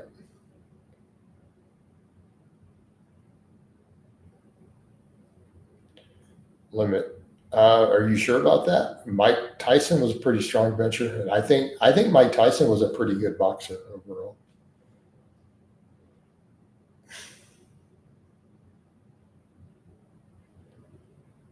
Yeah.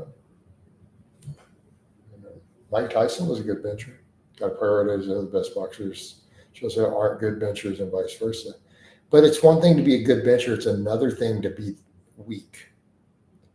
You know. I think that's the point there. I mean, it's one thing, but so we're not wanting them to be an elite bencher, but at least have a base. But all those push-ups really, really impact it. Yeah, true. Tyson is his own genetic aberration. Right.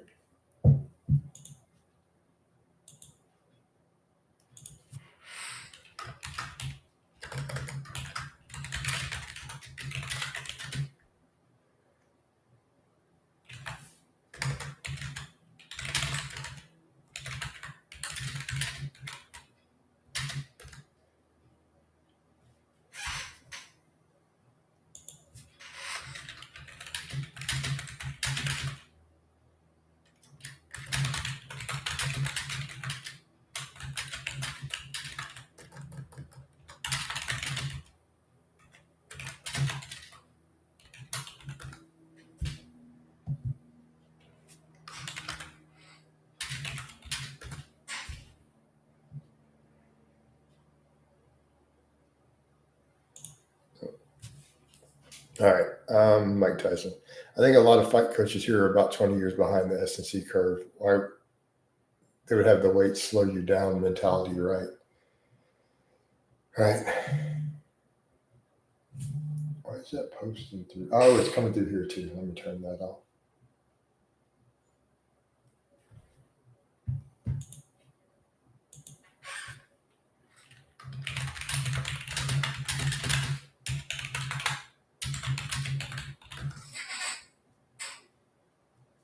Let me turn that alert off. I have to reset this every 24 hours so they're not popping up. I don't want them popping up on my phone.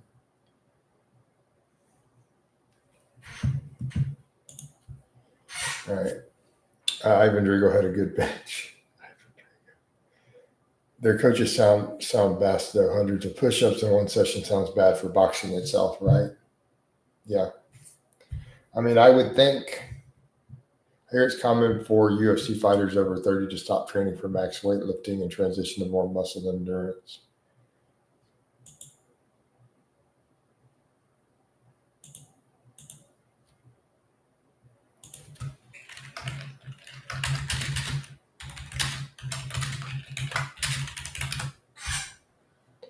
Right.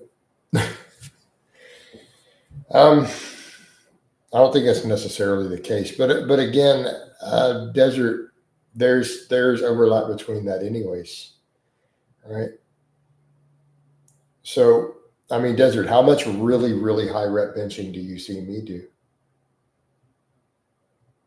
Right? Even though my primary goal is strength and I care about a big max bench, do I not do really high rep benching on camera?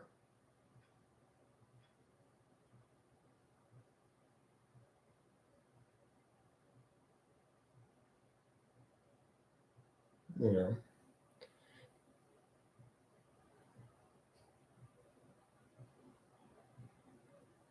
Bodybuilding. Connor says bodybuilding here is still quite big, so people often train like bodybuilders, which are fighting isn't good, and I think coaches sadly associate all lifting with bodybuilding. So, Desert, look at my back off bench work. So on Friday, appreciate it. How many milligrams of caffeine do you drink? A lot. So I decided today, because I need to get a little leaner, I went ahead and I'm on my second pot of coffee this morning. I just brewed the second pot. So for my back off work desert, I put 225 on the bar and just I rep it out. So I did 18 reps. I did 18 pause reps with 225 is back down work after my heavy benching. Yeah, I've done 19 also. I did that the other day. But also appreciate the super chat, Carson. There we go. We in the third hour, we finally getting supers. Now watch what happens. I'll stay in here till 4 hours and we'll get a bunch of supers. That'd be hilarious. Coffee chat be weird like that. I said I wanted to do this one long. It gives me an excuse to drink coffee and post on Facebook. I only have like I have 4 or 5 clients who need sheets today. So yeah, I mean, yeah, no, that's not really like 531. No, not at all. So I am rep 225 because I want to get that to 20. So it's like I'll do a top set with 315, and I'll drop down to 225. And I've been trying to get to 20. I got 19 one day this week, but I got 18 on Friday. It's just I can't get any more. It's just my chest is cramping. But I mean, are we not training for muscular endurance there? Right, we were training for that muscular endurance. But yeah, I'm doing a lot of coffee this morning because I want to suppress my appetite, burn through some calories because my appetite is out of control right now. It's one reason I did all the watermelon and potatoes yesterday. I bought 25 pounds of potatoes and 4 watermelons yesterday. Yeah, dude, you start doing 15 plus reps of 225. It's like the chest burn, the triceps too, though, right? The triceps also from those sets are on fire. What? Also appreciate it, BMW. We in the flow now. Now I just need the Facebook to really blow up, right? And I want to get those bonuses. Oh, God, I want those bonuses. It just feels out of reach. Trying to get them. The effort I will put in over a $44 bonus is ridiculous. But it's to be fair, it's like if you make X amount of money, we will throw in the bonus. It's the weirdest bonus I've gotten. It's not related to views. It's purely, but a bunch of people said they're getting the same thing. So I'm not the only one who gets those. You know, some of the guys have gotten stuff like, if you make $3,000 this month, we'll pay you an extra $800. It's like, what? You know, Facebook does weird stuff with us. Because my other one, it's like I'm pissed because I hit it in the first day. I have 3 days left, and I'm still 2 out of 3. So I need a page to blow up because I only have 3 days left to earn that one. I need one more post to go semi-viral. Any post, a real anything. But for my profile, it's really weird. It's like it wants me to hit a certain amount of money, and then it will give me an extra $44. But it also has another outreach one tied in. They do stupid stuff. Facebook does that is debate us. That's what they do. They're forcing us to make content and vary it by dangling carrots in front of us. And I get some of them. All right, let's come back over. I'm trying to get to 225 for 10. Also, Carson, appreciate that. You ever want to use a GLP to manage your appetite? Man, I don't have any and I don't want to buy any. I don't want to pay what they cost. To be fair, though, I would probably benefit massively. I would probably benefit massively from a GLP to manage my appetite. I don't feel like dropping that type of money. One of my sources carries them.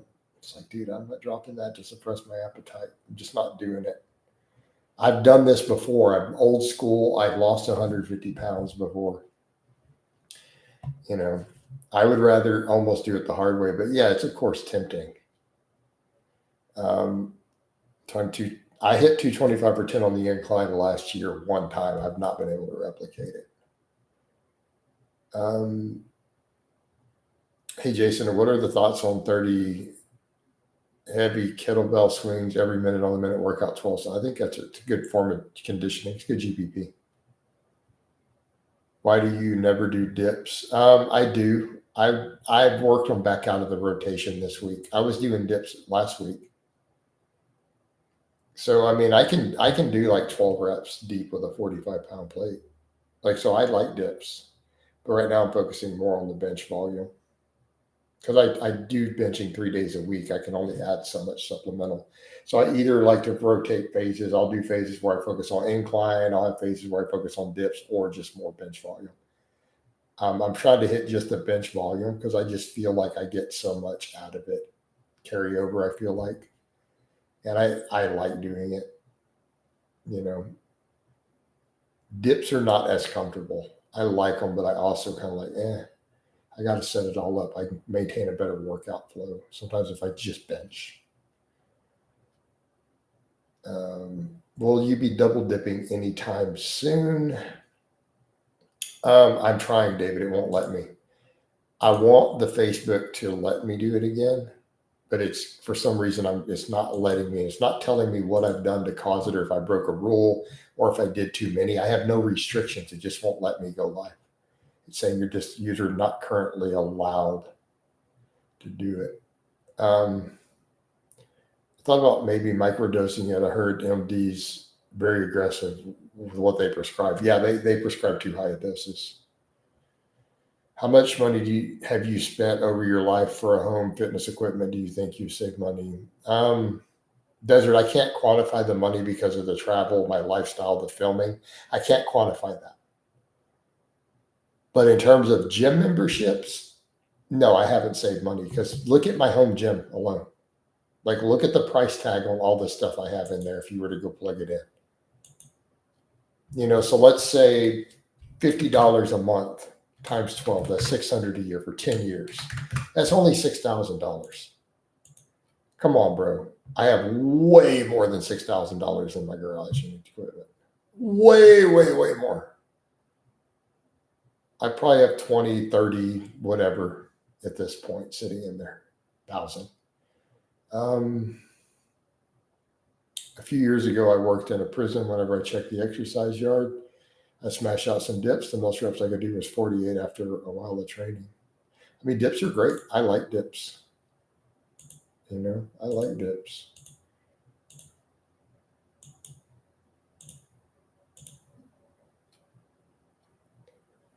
Yeah, I probably 25 to 30,000 sitting in there. I accumulated over a lot of years, though, guys. That's a long-term accumulation, and stuff costs more for a while. Like the rogue shipping, I probably have just from shipping costs in rogue, probably $600-700 in shipping alone. Just shipping fees through Rogue, their UPS for their freight.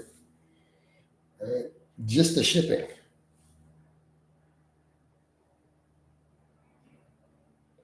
Convict. I mean, no, dips are great. I don't like those ones that fix to the wall and fold up. I mean, I could see why some people might like it. Man, it would not be my first. Just be aware you're going to be a little limited with that. If you have room, man, I'd put up a full freestanding rack, honestly.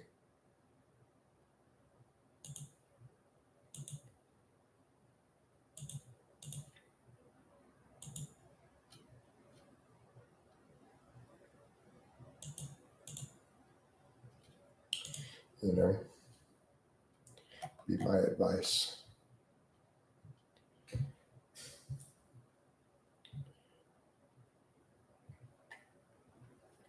But I am familiar with those. Rogue definitely makes those, and they seem to be pretty good. But it's just, man. Also, with that bolted to the wall, man, if something really goes wrong with a heavy squat, no, but it's too heavy to move. So, David, my rack is not bolted to the ground, but I have those extender arms and stuff on it. You can't tip it. Like you can't even move it. I can't move it by myself. I almost have to have a second person even help me move it. Especially, I got to take all those plates off and everything. But I have those arms that extend it like another 2.5 feet to balance it, but it's untippable. It doesn't move when I rack or re-rack a 500-pound squat. It doesn't move at all. You know, but I have a whole Frankenstein. Well, you got to take it apart. Moving it's a pain. Yeah, you got to take stuff off. Well, dips are way better than push-ups, Connor. I think we all Hopefully we all understand that fact. Right?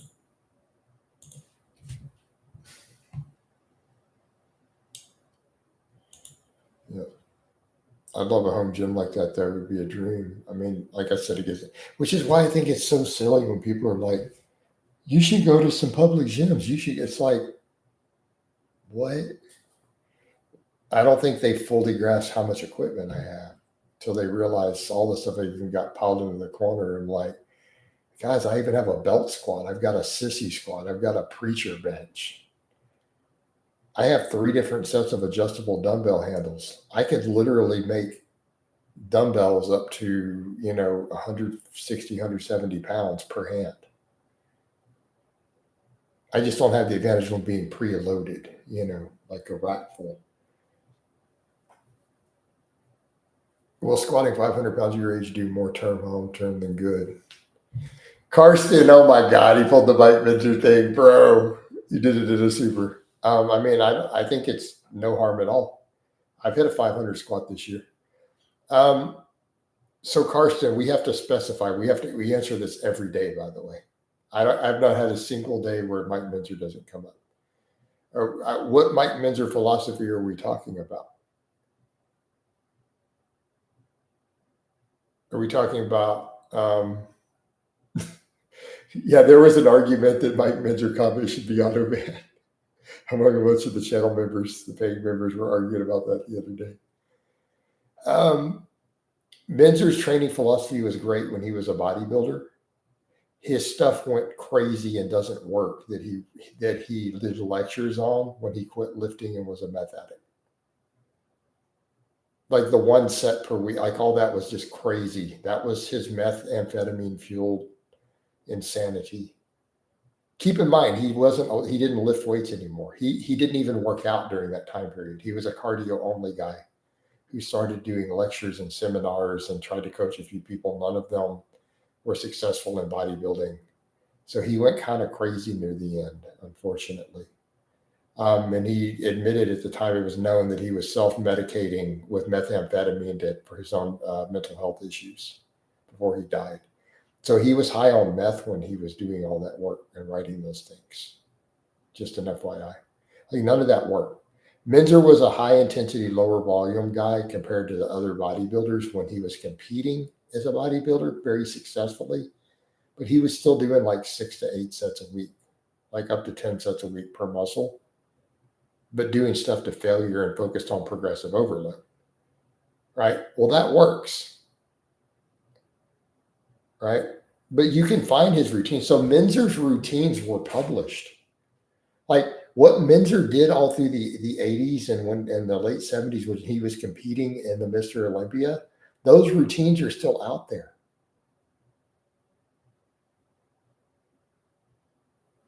But he did train heavy into failure, but it was not 1 set a week or 10 days between muscle groups. So he would do stuff like, like a 4-day or 3-day a week push pull type stuff or things like that, where he trained half his body every 4 days, right? So every muscle got worked every 3 or 4 days or something like that, every 4 days. But yeah, so it was like 6 to 8, 6 to 10 sets a week to failure. So it was very low volume, but it wasn't the stuff he promoted later in life. And the same thing, people are like, Minzer says you don't need curls, but Minzer did tons of curls. When Minzer was a bodybuilder, he promoted the straight bar curl big time. He did tons of it. There's dozens of pictures of him performing it. Right? But then the underhand grip lat pull down once a week, became all you needed for curls or for biceps later. I don't have any of them. Karsten, I would have to Google them. I don't have any of them saved. I remember seeing them in books and stuff. Like this stuff when I was younger, like you could find Minzer's old stuff. It was out there. The 6 to 8, but Chad is right. 6 to 8 is very low for a bodybuilder. But it did work. So to be fair though, Chad, was Minzer a successful bodybuilder doing it? I mean, he took second place behind Arnold in the Olympia. They didn't have any growth hormone. They didn't have any insulin. He was doing, I don't know if he was doing a lot of force reps, but everything was to failure though. So he did some of that occasionally, as far as we know. There were some force reps, but he was really big on strict reps to failure. So all 6 to 8 of those sets were to muscle failure. And I think that matters. He did train to failure on those sets, all of them. They might not have been all the force reps, but he was big on strict to failure until you fail with strict form. And when you can't grind out another rep with strict form, that was failure. And that's how he admitted to training when he was then. So, I mean, he built those biceps with straight bar curls with a barbell to failure. But he took second behind Arnold. And to be fair, looking at the era, and you consider that all that they had was anabolics. They did not have growth hormone. They didn't have insulin. They didn't have IGF-1. He was pretty impressive, But I think that's the point, Chad. All roads lead back to the point that you can do anything to grow on tons of drugs. I mean, he did use a ton of drugs. The rumors back in the day, this is unsubstantiated rumor, where that Menzer like to do stuff like up to 2 grams of DECA only.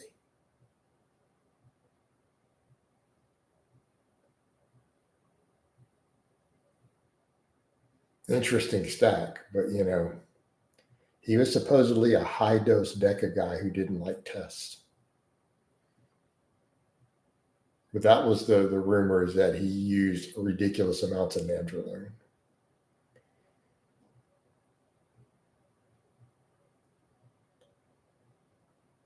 On the big 3, can we work up to a set of 15 as a back off set if you're doing a heavy 1 to 3 rep set barring? I mean, Addicted, you watch me literally do that.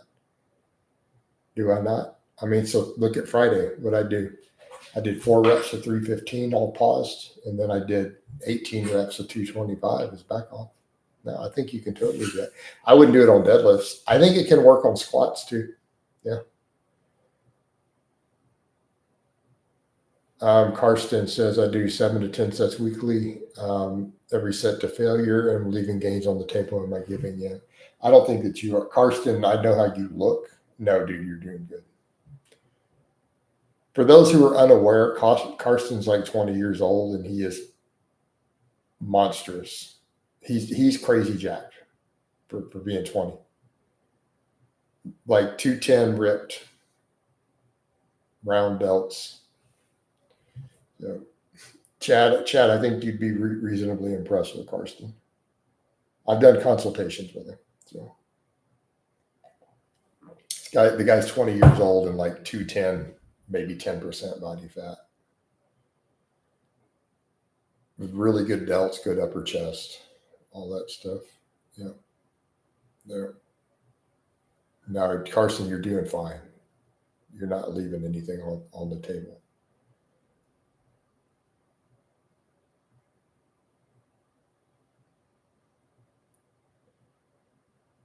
Yep. 5 behind Arnold. I thought he was second behind Arnold one of those years. Was he 5th behind Arnold in 1980? Oh, you're still 19. Okay, fair enough.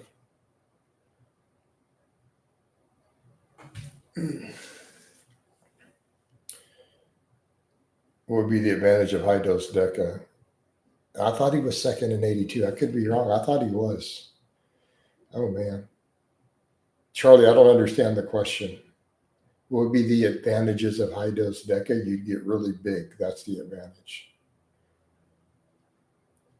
Keep in mind that era did not like high tests. They did not like testosterone. They believed it made you too boofy and watery, and just in general. They were really big on just anabolics. A lot of them did no testosterone in their cycles sometimes. I have not had any junk food at all in 2025. So how are we defining junk? Like, have I had refined sugar? Have I had butter? Anything like that? Not one time this entire year, 2025. I don't have any junk food in my home. I don't go buy junk.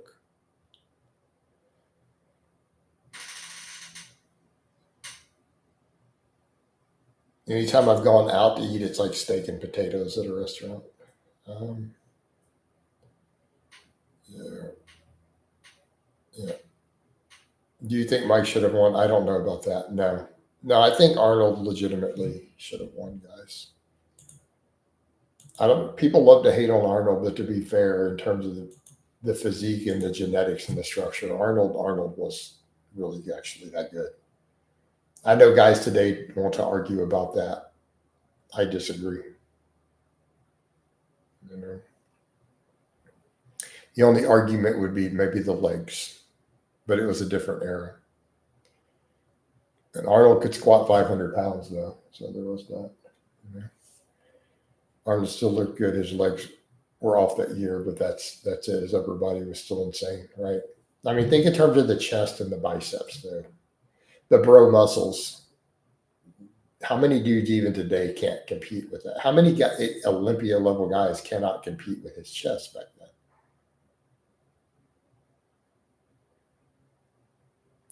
We know you need absurd amounts to get to that size, coach, but Lee Priest swears he never took anything as a teen and he looked ridiculous. And when he got massive, he said he only took a teeny tiny bit. So, Chad, do you believe him? Hey, Strath, my snacks go up on social media. Hey, Strath, I put up pictures of 90% of my food. Like, I document it if you were unaware of that.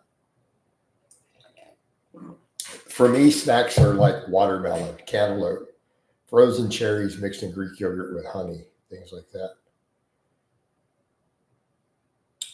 Do you think the lead priest is lying about his doses? Or is this like as a formal, like put my name on it? Or do you just ask him my personal beliefs? Actually, I'll put my name on it. He's a lying piece of shit. Come on, guys. I don't like Lee Priest, by the way, as a person. Just an FYI.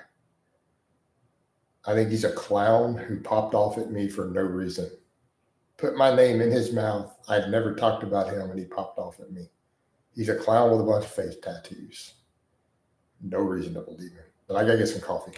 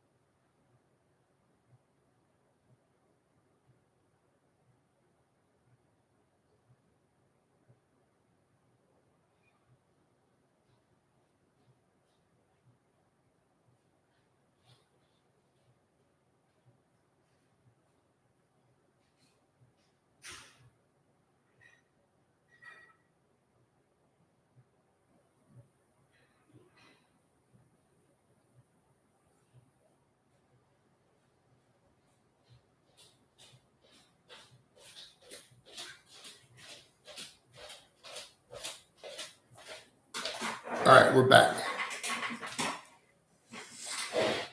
Yep. Everyone beats with Lee Priest. I didn't know that. All I know is the dude put my name in his mouth for no reason out of nowhere. And I'm just like, yeah. Yep. It's like, why? Why do you need to bring me up? Like, seriously?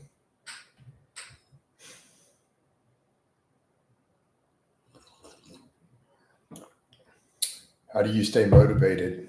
It's my way of life. So Strath, you don't need motivation.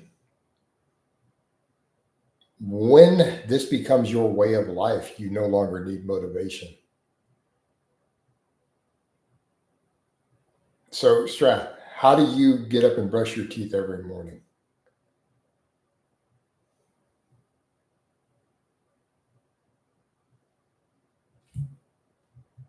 Well, it's habit, it's way of life, right?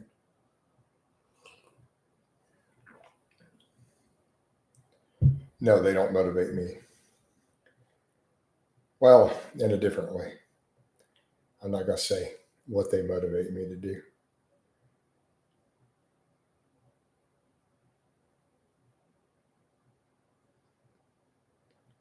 Let's just say they motivate me to make more money for certain reasons. And I'll leave it there.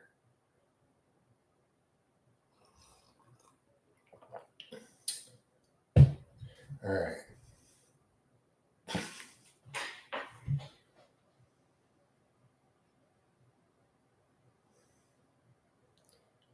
Man, we'll hire some hard pipe hitting ninjas to go to town on you with a blowtorch and a pair of pliers, right?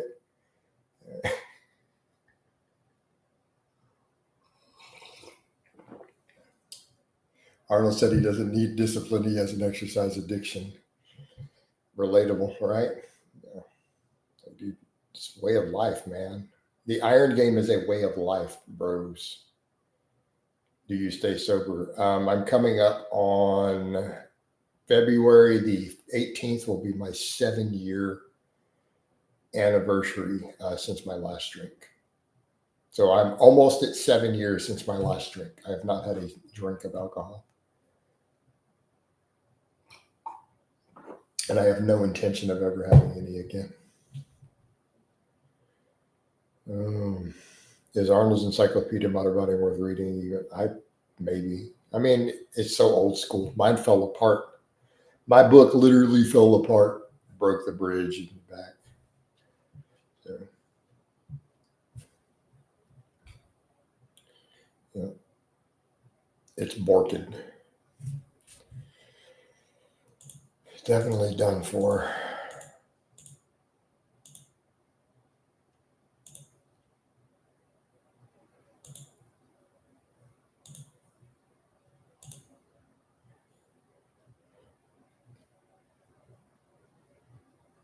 How do you feel like pot? I don't particularly care for weed. I haven't smoked any in forever either.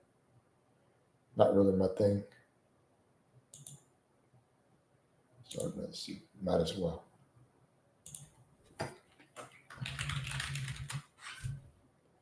My timer. It's not letting me set the timer anymore, so those end every 30 minutes now. As a drunk coach, it was complete chaos. You've seen me on camera drunk. David, I've been on camera drunk at least 30 or 40 times in the past when I drank.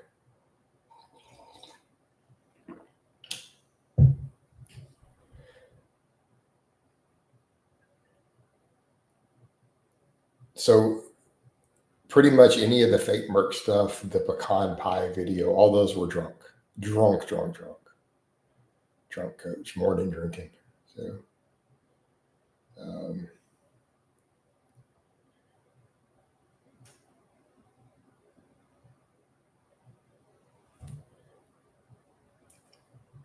hey, you just outed yourself as a weirdo because the song is not about whiskey. That's just very, very strange. It's a great classic song covered by Metallica with an amazing, amazing cover, and it's a great fun song. So no, I think that's a very weird post. You up for a vote, Hugh? He doesn't want me to learn whiskey in a jar. The song can promote drinking. Yeah, David's called. We got a kapow from David. Anybody else?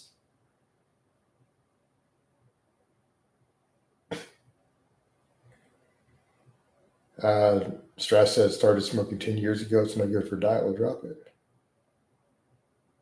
All right. Second from Connor. You out of here, Hugh. You made this account today anyways. We already know.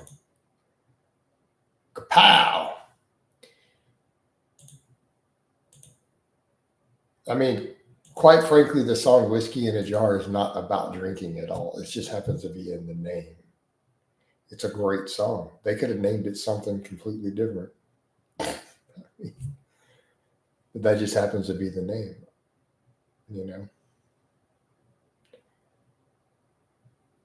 And since the guy ends up in prison in it, maybe it's not even promoting anything positive, right?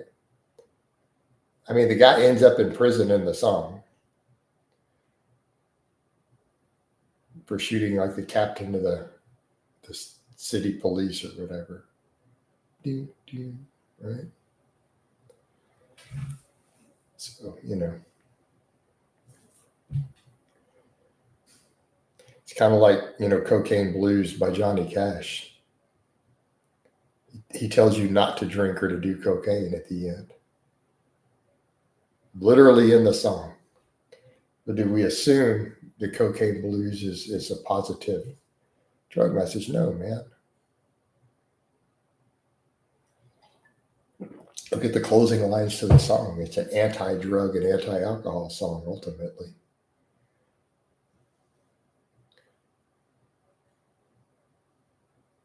And it's a great song, right? You know, Cocaine Blues by Johnny Cash. So again, nonsense, guys. And the song is really catchy guitar work. Like how Mr. Brownstone by Guns N' Roses doesn't promote heroin. Exactly. Yeah, absolutely. I know that song quite well. I had it on cassette. I had Appetite for Destruction on cassette. We just broke 4 hours, y'all. The longest live stream ever. It's also 9 a.m. I don't know that I can keep this going much longer. Do have to get some other stuff done. I'm making lots of posts, but I do need the Facebook profile. I can't focus on the Facebook profile. Or the profile I can't. I can't do the fitness stuff as easy when I'm in here. I need something to pop off again. I need something to go viral again. A live stream PV. What? Yeah, this is a PV. We've not done 4 hours before. But it got supers too. So. Really, Appetite for Destruction. I can see that.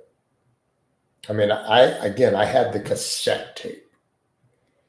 God, talk about a horrible music medium.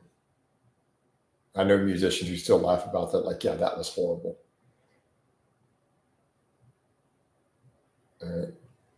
Gone forever. Cassette tapes.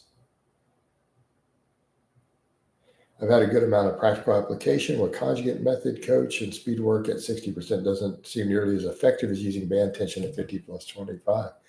Man, band tension is a different animal, though, isn't it? With our speed work, it changes the nature of the nervous system. I have to wrap up my pull day during work, during live streams. Metallica or Megadeth? I don't know how to answer that one. I mean, Metallica had more hits, more success, more overall good music. But I mean, could we argue about Dave Mustaine's, unique skills? I mean, I'm going to have to go with Metallica, even though I don't like James Hetfield's singing. I like Metallica, but know that James Hetfield can't sing live. He's purely studio, unfortunately. But I still like Metallica's music and instrumentals. All right. Do you like Shinedown? Yeah, they're pretty good. Do you think the Epstein files? Who knows, David? I have no idea. I don't know that what they're going to release in full or what's going to be doctored or edited at this point. The fact that it's been this long is already just like, who knows what nonsense is going to be in them at this point. This should have been released a long time ago. So, we get into the question of why, and it's definitely not about Trump, right? It's definitely not about Trump because they would have already used it. If there was any real dirt on him, the last administration would have busted it out straight up. And that the excuse is silly that, no, there are people in their administration could be that. No. They would have released the stuff specifically on Trump. If there was anything really usable, they would have used it already. And you have to, anyone with common sense has to understand that. That alone tells you everything. They were desperate to send Trump to jail. They were desperate for him to not win that election. The president would have called for it to happen. I think Epstein joked about, right, but that's not, yeah, exactly. You know, that's not something tangible. Right, it's not going to get Trump in trouble. And I think that's the point with it, guys. If they had anything in there, they would have used it during this last election. We have to understand that. And I want people to think that through logically. I would say that same thing. If I hated Trump, I would still say that same thing. In fact, it would be the opposite. Anyone who truly, really despises Trump should be screaming, if you had anything, you would have stopped him from becoming president already. They should be furious. They should be calling for the Biden administration to be executed. For not, if they really hated Trump, they should be screaming bloody murder that they didn't do it, which means they have nothing. Right? Yeah, they have nothing. And you don't have to be a fan of him or anything. Like, if you hate him, you should be saying the same thing. You should be like, yeah, clearly this didn't fly. Right?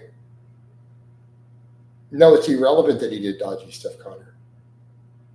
Which, I mean, yeah, we have the whole kid sniffing thing, you know. I mean, old Sniffy Joe.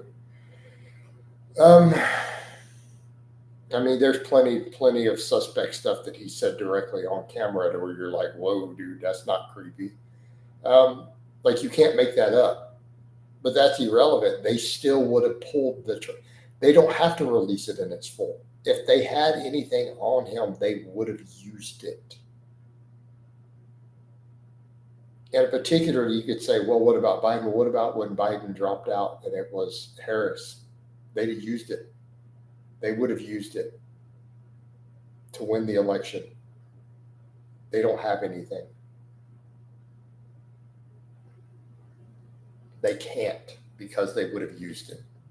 There's no way they would have let him become president if they had anything they could have used out of there to stop him.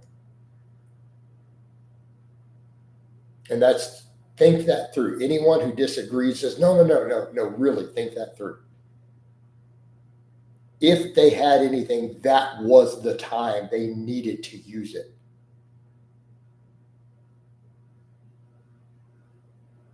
They didn't. This tells you everything that you need to know.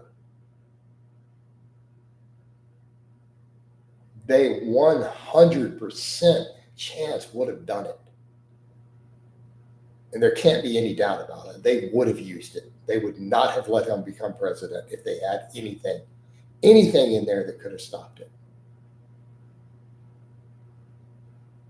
Right?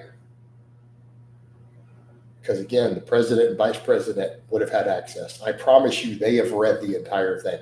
There's no way a sitting president didn't get the clearance and security to read that.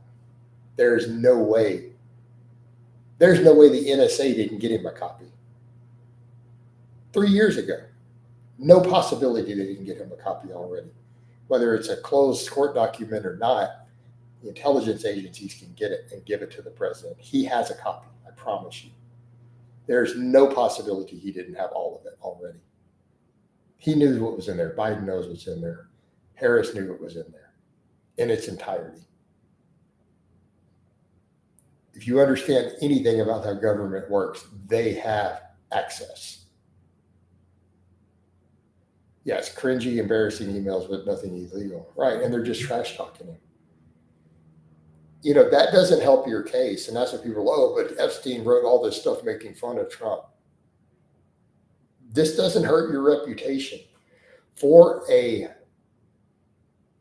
human trafficker and pedophile to make fun of you doesn't hurt your reputation. For a human trafficker and pedophile to get up and say that you're crazy and to make fun of you doesn't hurt your reputation at all.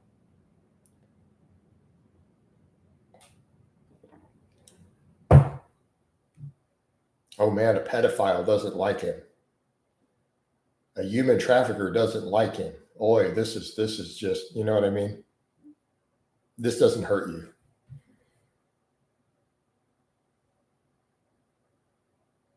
So they don't have anything. And I'm not saying that because I'm a fan. I'm voted for him, but I'm very critical of Trump. Let me be clear. I am critical of Trump. I'm not a massive supporter. I voted for him as the lesser of evils. And I still stand on that. I think it was the right vote to make. But I'm actually fairly critical of him on some stuff. So let me be clear on that. I'm not some blind follower. I've been vocal against some of his policies and things he's done. I've called them out. So let me be clear on that. He was the best option available out of all the choices. And I still stand by that. Like, I wouldn't go back and change my vote.